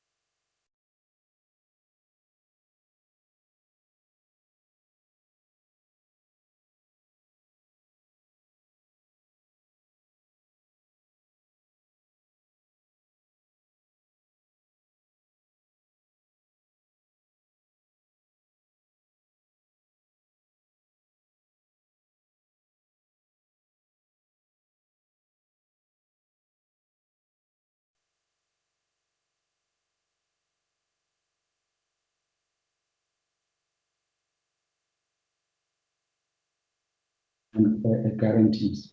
Just briefly before I move into the support, I just want to take you through the Moody's issues, which are some on slide 56 of the presentation. As the committee is aware, on the 27th of March, Moody's downgraded us to below Sorry, CFO. I hear some noise in the background there. Can all the members mute their microphones, please? Thank you. Carry on. Okay. Thank you, Chair. I was just taking through the Moody's, the credit rating agency. On the 27th of March, we were downgraded to below investment grade. The primary reasons highlighted by Moody's is was the fact that the country was downgraded, so we cannot have a rating above the country. They also highlighted the impact of COVID-19, that at least see a 30% drop in traffic volumes, and that will impact on our cash flow. And on top of that, they also highlighted that the liquidity that we have as a company won't be able to sustain us for the period of an extended lockdown. So that was the primary reason. On slide 56, we are just highlighting what could lead to a further downgrade by Moody's. And obviously, if the country is downgraded, we will also face the same fate. If there is a significant reduction in traffic volumes, that will also lead to a downgrade. And also, if we can't demonstrate that we are liquid from the point of view of do we have enough cash plus available credit facilities to sustain us during this period. That's what could lead to a downgrade. But on the right-hand side, we are just saying what could actually help us in preventing a downgrade as a company. And we believe that some form of government support, not in the form of a guarantee for some of the debt, which I'll outline in the next slide, would be very helpful in preventing a possible downgrade.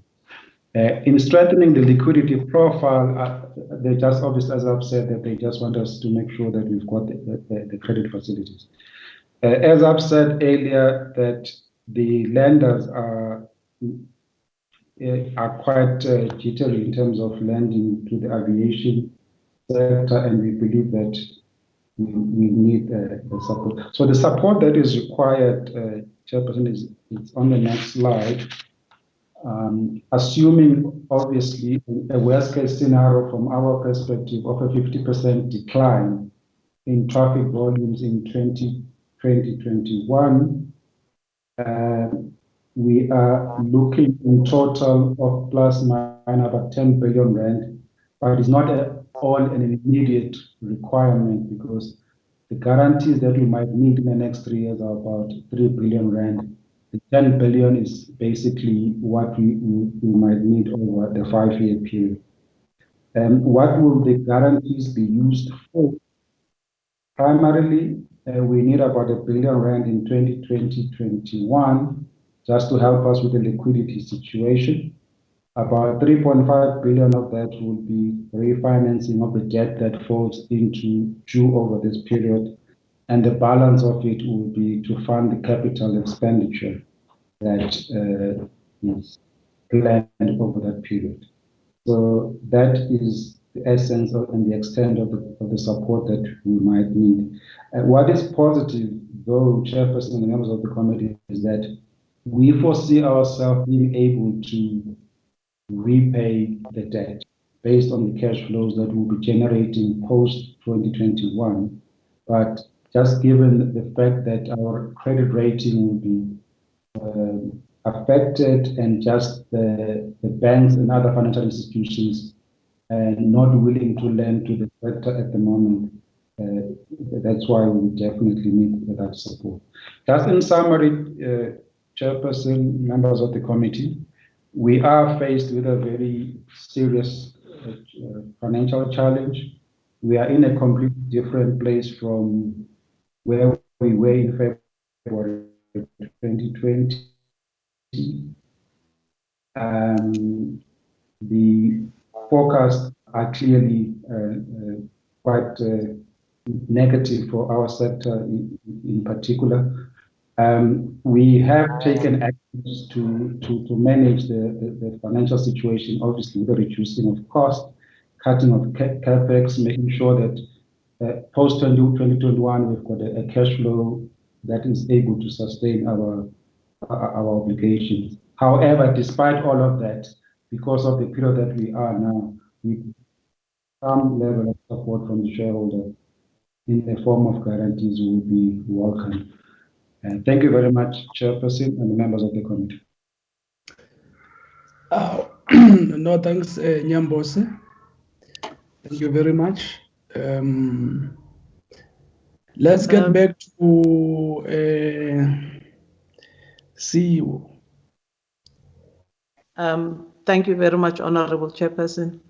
The final part of the presentation deals with the COVID-19 recovery plan, and we are participating in all the necessary structures together with government and the industry to look forward to the recovery plan, and the elements are contained as in the next set of slides. The next slide highlights very simply the alert levels on air travel. We are currently on level 4, Chairperson, where basically only cargo and repatriation flights are permitted and all other flights are restricted.